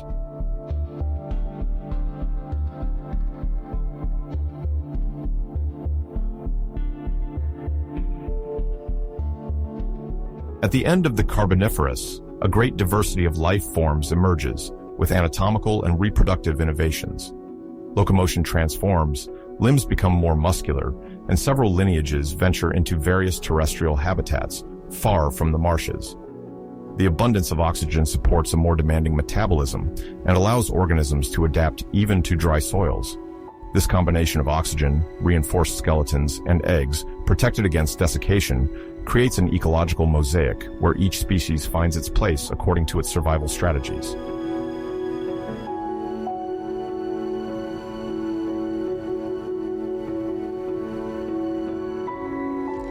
The dental diversification and cranial power of basal synapsids reveal that dietary specialization evolves alongside adaptation to terrestrial life.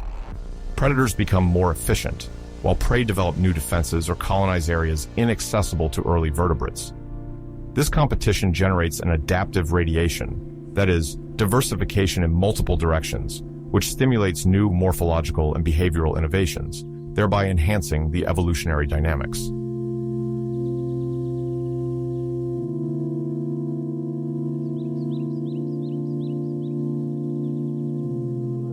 The evolutionary effervescence of the Carboniferous shapes the biosphere in a lasting way. The numerous anatomical, dental, and amniotic egg variations found in the fossil record testify to the plasticity of the lineages of the time. Although some lineages disappeared due to climatic crises or environmental changes, the foundations of the evolution of modern terrestrial vertebrates were already solidly established in the second half of the Carboniferous, marking a key stage in evolution.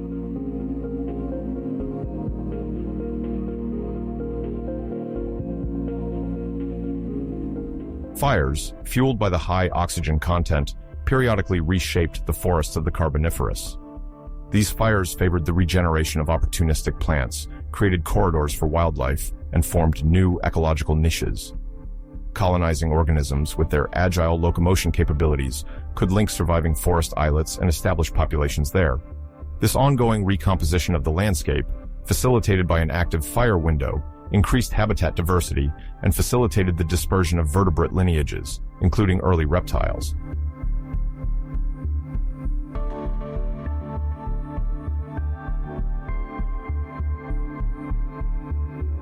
At the end of the Carboniferous, a high oxygen level, vast wet forests, and a reorganizing fauna promote three major innovations: gigantism, the change in the skeleton of basal synapsids, and the emergence of the amniotic egg, freeing vertebrates from aquatic constraints. These evolutions mark the beginning of the flourishing of terrestrial vertebrates. Although other lineages of insects and plants also adapt, it is this reproductive breakthrough that allows vertebrates to conquer emerging lands, thus initiating their future dominance.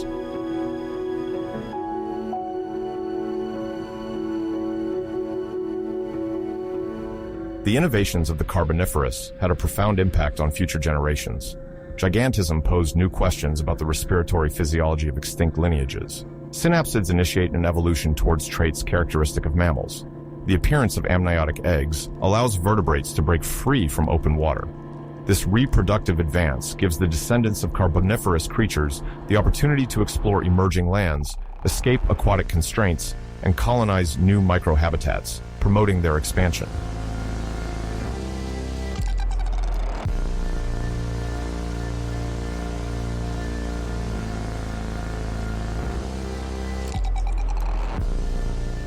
In the Carboniferous, the transition between two major climatic phases, the super-greenhouse effect of the Mississippian and the glacial age of the Pennsylvanian, marks a major phenomenon. We will see how climatic conditions, continental configuration, and oceanic circulation evolved from one extreme to the other. Forest fires, ubiquitous at the time, shaped landscapes and influenced atmospheric composition while contributing to the formation and preservation of carbonaceous resources. This narrative will be explained in a way that makes these concepts accessible to the lay public.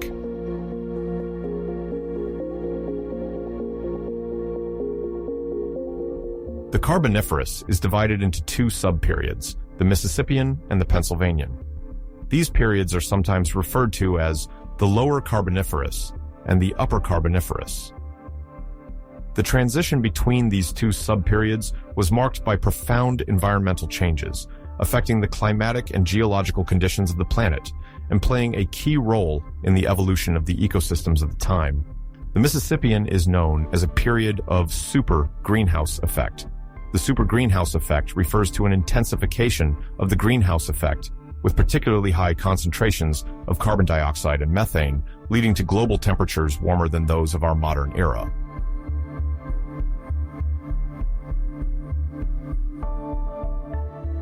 Due to global warming, the ice at the poles, notably in the southern hemisphere where Gondwana was located, was reduced or non-existent. Paleogeographers observed that the position of the continents favored shallow seas and tropical areas, where lush rainforests covered the deltas. Vegetation thrived in very hot and humid equatorial swamps. This abundance of biomass, associated with a high level of dioxygen, later contributed to the formation of thick coal layers, marking a lasting impact on the environment.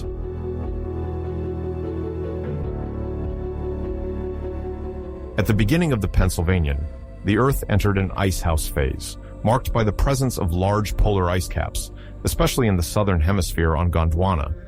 The geographical configuration favored a gradual cooling, influenced by the Milankovitch cycles, which altered the Earth's orbit and tilt. The climate became cooler, alternating between glacial and interglacial cycles. This climate change was gradual, with temperature fluctuations marked by periods of warming and cooling, thereby shaping a new ice age.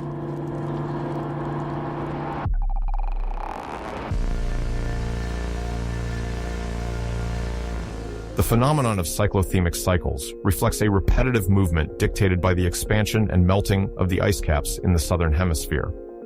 When the ice caps increased in volume, sea levels dropped, And conversely, when they melted, sea levels rose, covering new lowlands.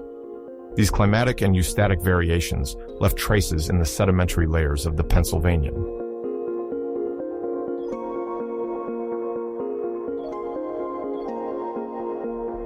The changes of the Carboniferous resulted from the gradual assembly of Pangaea, formed at the end of the Paleozoic by the convergence and collision of continental plates, Gondwana and Laurasia with smaller blocks. Their gathering around the equator altered the configuration of the oceans, closing some marine basins, forming new mountain ranges, and creating new barriers and corridors for water and air circulation.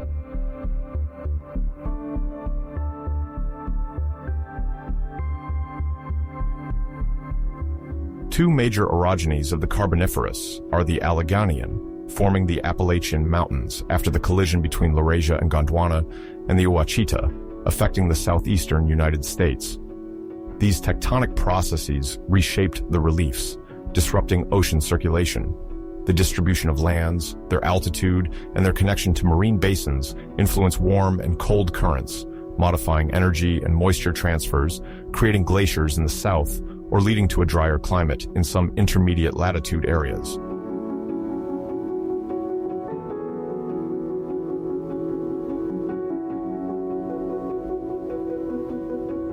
The omnipresence of fires or vegetation fires during the Carboniferous can be explained by two factors.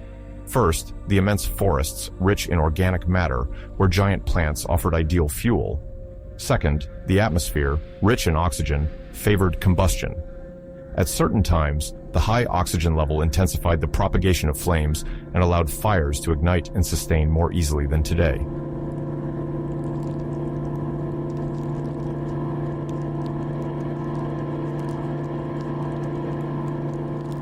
Researchers find evidence of fires in Carboniferous sediments, notably fragmented coal, called charcoal, and vitrinites, microscopic components formed by the thermal transformation of plants. Blackened spores, altered by heat, confirm that powerful fires engulfed the equatorial swamps. The dispersion of these spores by the wind indicates the extent of the fires, and their blackening testifies to the vast reach of the fires that struck the vegetation, characteristic of this period.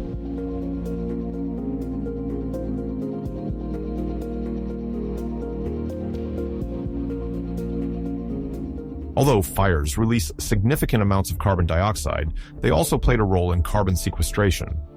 Some of the plant material, carbonized or partially decomposed, was quickly buried in sedimentary areas like marshes. Trapped under several meters of deposits, these organic remains were no longer exposed to oxidation and could no longer release carbon dioxide. Thus, the coal layers formed at this time contain the carbon fixed by photosynthesis, influencing the air composition over the long term.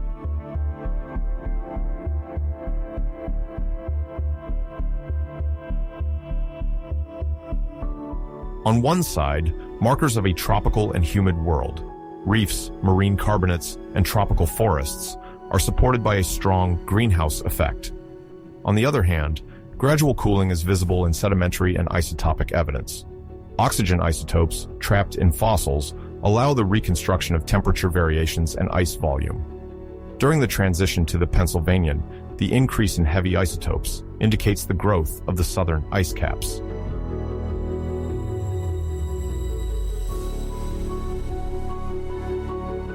Fires, fueled by excess oxygen, impacted climate dynamics, but tectonics also played an important role. The convergence of land masses and the building of mountain chains like the Alleghanian and Ouachita orogenies created new ecological environments and altered communication between the Pacific Ocean and other basins.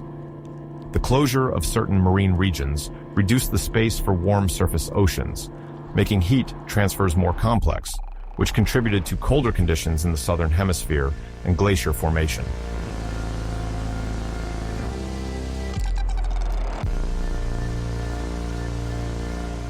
Dense forests, vegetation fires, mountain uplift, and fluctuating ice not only influenced sedimentary deposits but also affected ecosystems.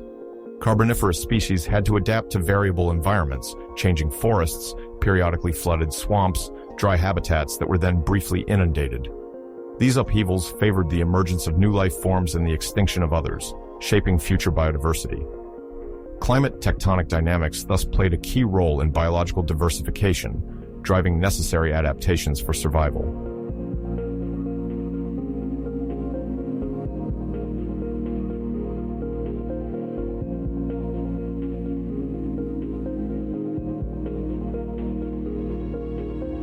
Forest fires, far from being solely destructive, also favored plant growth by releasing minerals and nutrients into the soil, especially in coastal areas. Fires created mosaic landscapes, with burned areas hosting pioneer plants, different from the surrounding flora. This dynamic landscape provided terrestrial fauna, particularly arthropods, with new refuges and opportunities to disperse. Fires thus played a crucial role in reshaping Carboniferous ecosystems.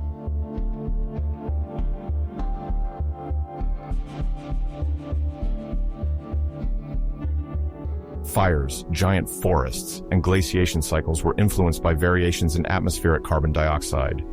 Each time a large amount of vegetation material burned or decomposed, carbon dioxide was released, warming the climate. Conversely, when this biomass was buried in sedimentary deposits, it stopped releasing carbon dioxide. In the long term, sequestration in coal layers reduced the amount of atmospheric carbon dioxide, contributing to temperature drops and the advance of ice sheets.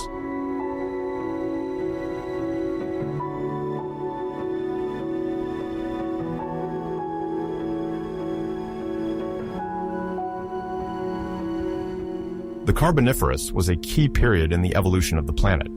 It allowed for the accumulation of large carbon reserves in the form of coal, providing a fossil resource for future generations and influencing atmospheric composition over millions of years. The climate balance between greenhouse effects and glaciations structured geological and paleontological successions. The tectonic reconfigurations of Pangaea prepared for the formation of the supercontinent, heralding the upheavals that would mark the end of the Paleozoic and the beginning of the Mesozoic.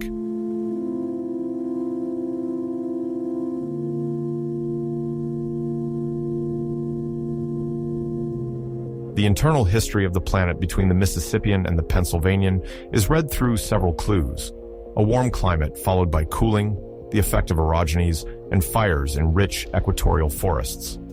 These processes are interconnected, creating a climatological mosaic of the Carboniferous, with tropical swamps on one side and the expansion of powerful glaciers to the south.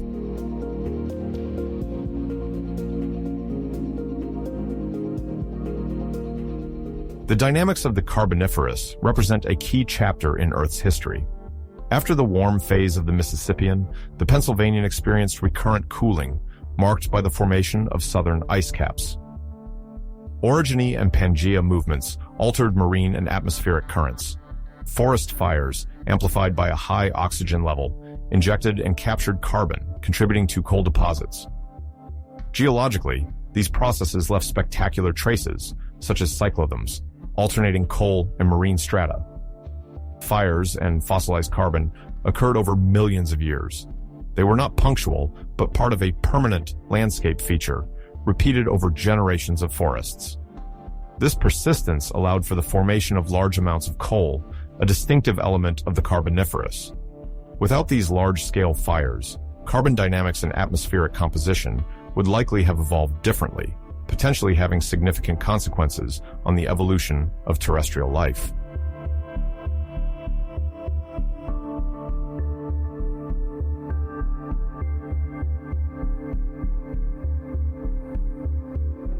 The transition between the Mississippian and the Pennsylvanian is crucial to understanding the planet's response to tectonic, astronomical, and biological forces. The excess carbon dioxide, the formation of ice caps, the redistribution of continents, and persistent fires shaped a history of geological upheavals.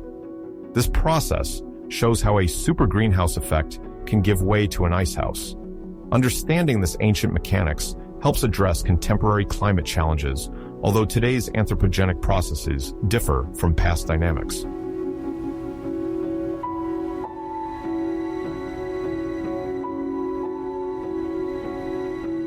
The Lagerstätten exceptional fossil sites unveil crucial chapters in the history of life on Earth. 5 major deposits from the Carboniferous, dated from 330 to 300 million years ago, offer a unique glimpse into the fauna and flora of that era. From mysterious shark eggs to giant invertebrates and remarkably preserved jellyfish, these fossils illustrate the diversity of life in a distant past.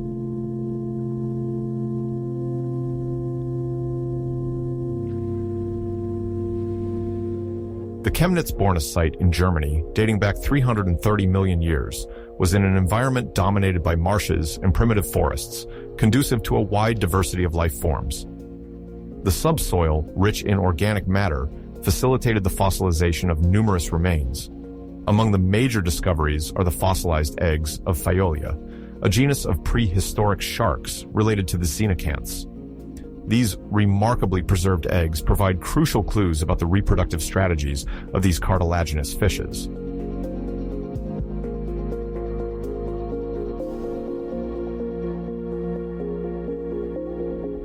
In addition to the fossilized eggs of Phaeolia, Chemnitz-Borna revealed giant arthropods thanks to the Carboniferous's oxygen-rich atmosphere. Among them are myriapods measuring several dozen centimeters with numerous segments and powerful legs. These creatures thrived in damp forests, rich in plant debris, which provided them with shelter and food.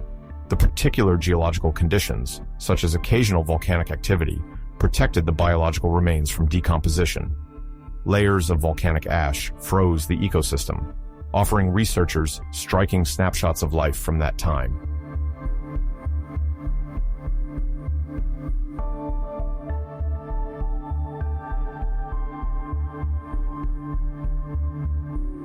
The Chemnitz-Borna site, studied by the German Paleontological Society Paläontologische Gesellschaft.de, provides invaluable insight into the early evolution of freshwater sharks and the lush terrestrial ecosystems of that era. The fossils extracted from this site offer a unique perspective on Carboniferous biodiversity, highlighting the importance of this ancient environment in species evolution. Lantern North, dated from 320 to 318 million years, is part of the Wamsuta Formation. This exceptional deposit combines trace fossils and complete body remnants, offering a rare glimpse into the era's biodiversity. It lists 131 plant and animal taxa, an impressive number for such a remote period. Reported by Nature and Science Alert, this site offers a fascinating picture of Carboniferous fauna and flora.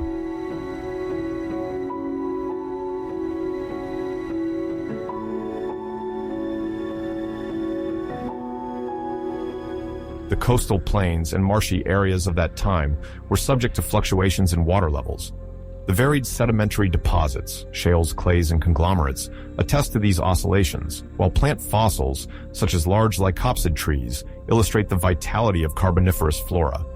These plants, with their fleshy trunks and roots, adapted to water-saturated soil, thrived in a dynamic and biodiversity-rich environment.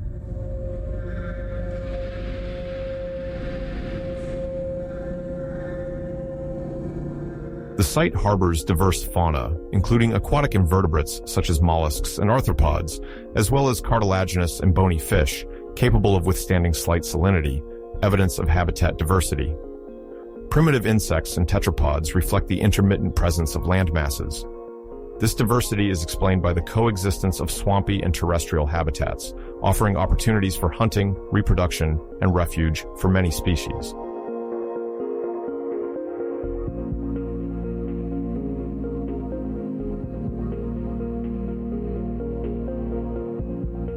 The footprints, associated with partial or complete skeletons, provide valuable insights into animal movements and survival strategies. During seasonal floods or droughts, temporary groupings formed in more hospitable areas.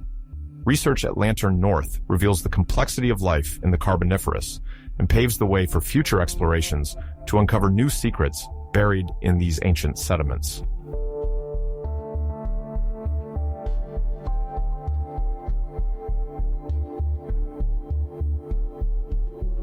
Our third stop takes us to Alvali in the United Kingdom, where footprints dating from 315 to 307 million years ago have been discovered. Named Alvali footprints, these tracks have been analyzed by the University of Birmingham. They reveal the activity of arthropods and vertebrates in a tropical rain swamp characterized by frequent rains and lush vegetation.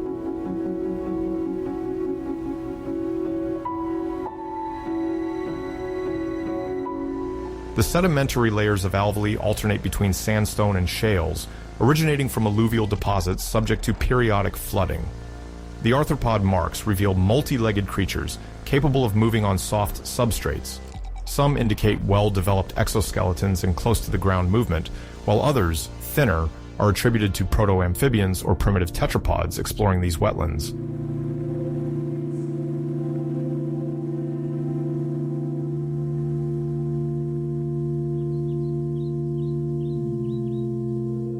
The main interest of this site lies in the possibility of reconstructing the daily life of these organisms. Paleontologists analyze the depth, shape, and orientation of the prints to assess progression speed, gait, and the soil condition at the time of passage. Some tracks reveal waterlogged terrains, while others indicate a drying phase, illustrating seasonal changes in a dynamic environment favorable to diversification.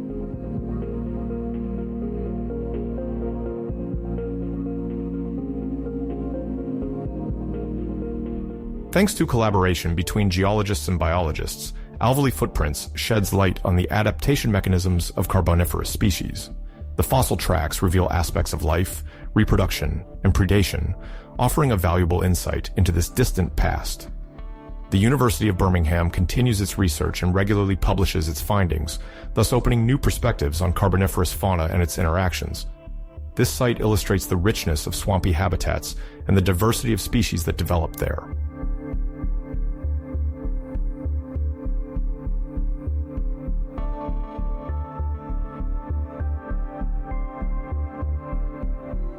The Edwardsville Lagerstätte, located in North America and dating back 304 million years, offers a rare glimpse of marine and terrestrial life in a coastal environment.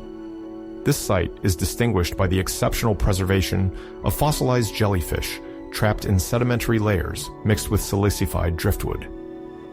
Jellyfish, normally fragile, rarely fossilize, but here, a rapid accumulation of fine sediments protected them from decomposition, allowing researchers to study their internal morphology.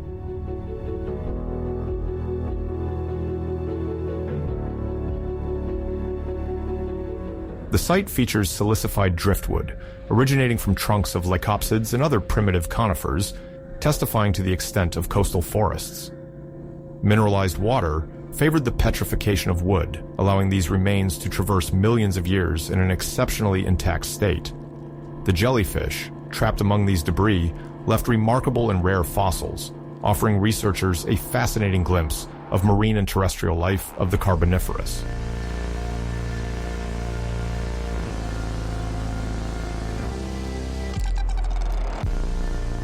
The extent of Edwardsville contains footprints of terrestrial and semi-aquatic animals, as well as plant fragments, offering a glimpse of a mixed ecosystem composed of wetlands, muddy shores, and backshore forests. The interaction between sea and continent is indicated by the overlap of marine and fluvial sediments, suggesting variations in water levels. This valuable assemblage enriches our understanding of the adaptation mechanisms of species in a changing environment and reminds us of the diversity and innovative strategies of life during the Carboniferous.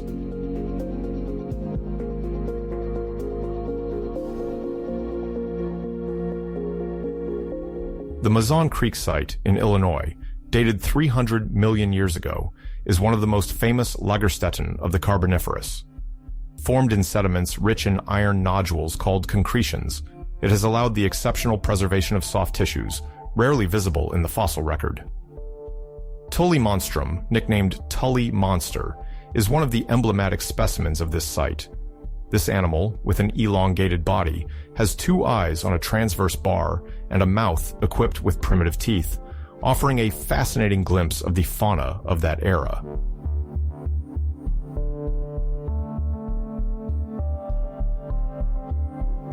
Paleontologists analyze the nodules, the structure of the fossils, and the traces of soft tissues to reconstruct the appearance of the organisms.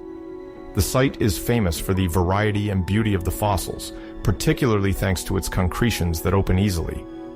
Tully monstrum is undoubtedly the star of Mazon Creek, as its systematic position has long fueled debates. This fascinating specimen continues to raise questions about the evolution of animals during this pivotal period of Earth's history.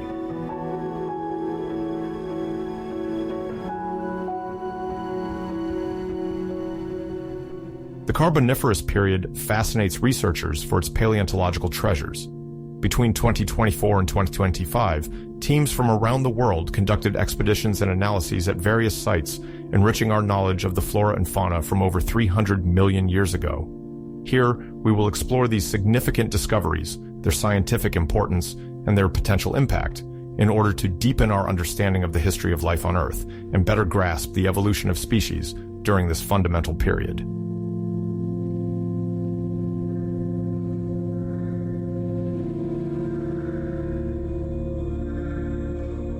In 2024, the discovery of the Wamsuta Lagerstätte marked a turning point. This exceptional fossil deposit reveals intact plant remains, testifying to the humid forests of the Carboniferous. 83 distinct foliar morphotypes have been identified, illustrating various functional adaptations, such as leaf size and their resistance to conditions of high humidity, alternated with dry periods. This site provides us with a valuable botanical archive, shedding light on the diversity of plants that thrived in tropical marshes under a warm climate, with annual temperatures sometimes exceeding 25 degrees.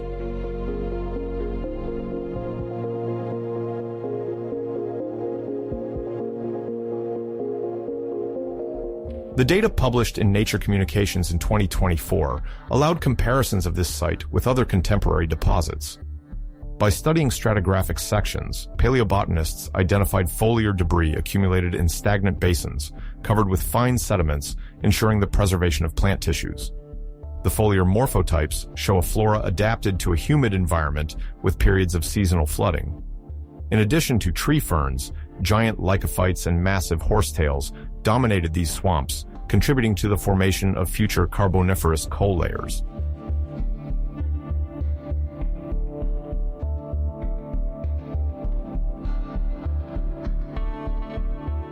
The exceptional conservation of the Wamsuta Lagerstätte allows researchers to conduct in-depth paleoecological analyses. By studying leaf morphology and the chemical composition of the remains, they reconstruct the precise environment. The examination of the imprints left by stem decomposition reveals variations in salinity and pH, suggesting that these tropical forests experienced marine influxes or rapid water level changes. These studies illuminate the dynamics of ecosystems, where the balance between fresh water, alluvium, and vegetation favored a remarkable floristic diversity.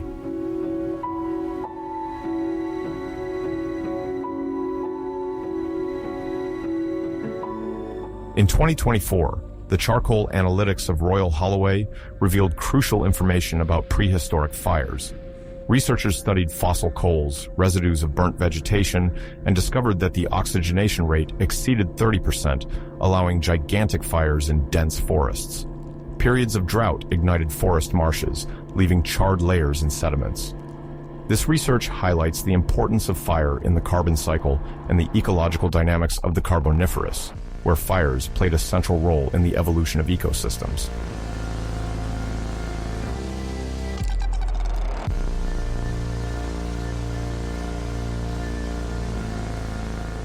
The Royal Holloway team used microscopy to analyze the distribution of charcoal fragments in several geological strata.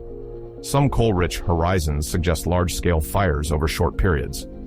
This recurrence changed the composition of forests, with fire-resistant species becoming dominant. Each event released carbon in the form of carbon dioxide, while a solid fraction remained trapped as coal. This complex mechanism influenced atmospheric and climatic fluctuations of the Carboniferous.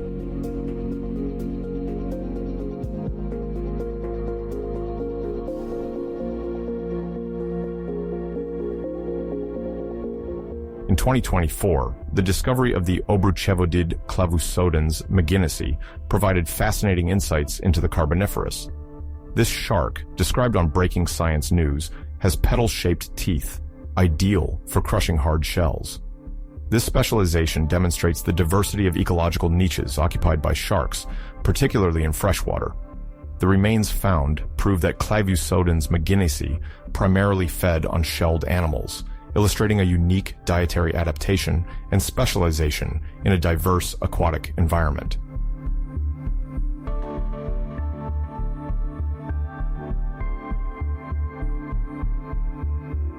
Microtomography has enabled paleoichthyologists to reconstruct the jaw of Claviusodens magenesi in 3D. The images reveal strategic microfractures associated with thickened enamel, creating powerful chewing pressure. Unlike the large marine sharks of the Carboniferous, this shark specialized in capturing hard-shelled mollusks and crustaceans. This discovery highlights the evolutionary plasticity of sharks from this period, showing how their dental apparatus adapted to varied continental environments, far from the image of fearsome ocean predators.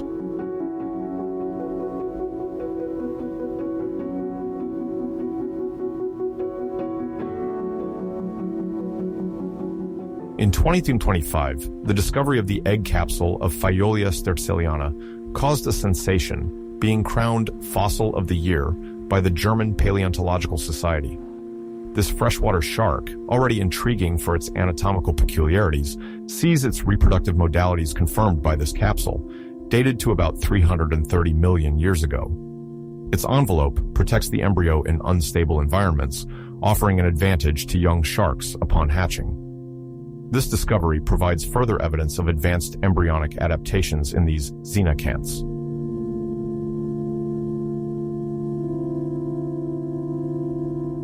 The egg capsule of Phaeolia sterciliana, slightly flattened by diagenesis, presents longitudinal striations and a fibrous texture, suggesting a membrane resistant to changes in temperature and salinity. The female would have laid her eggs in densely vegetated areas with weak currents. The anchor filaments fix the capsule to the substrate, preventing its displacement. After hatching, the young shark measured several centimeters, ready to defend itself. This diverse reproductive strategy shows the adaptations of carboniferous cartilaginous fish and foreshadows future innovations in aquatic vertebrates.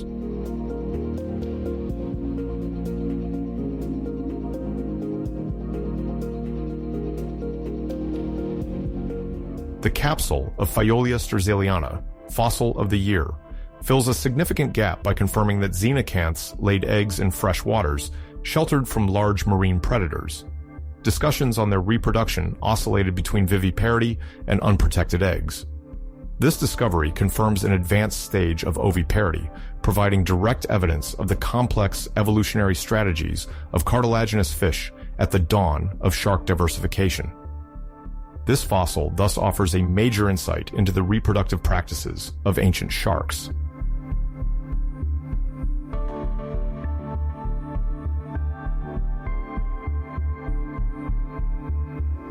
The discoveries of 2024 to 2025 have renewed our understanding of the Carboniferous.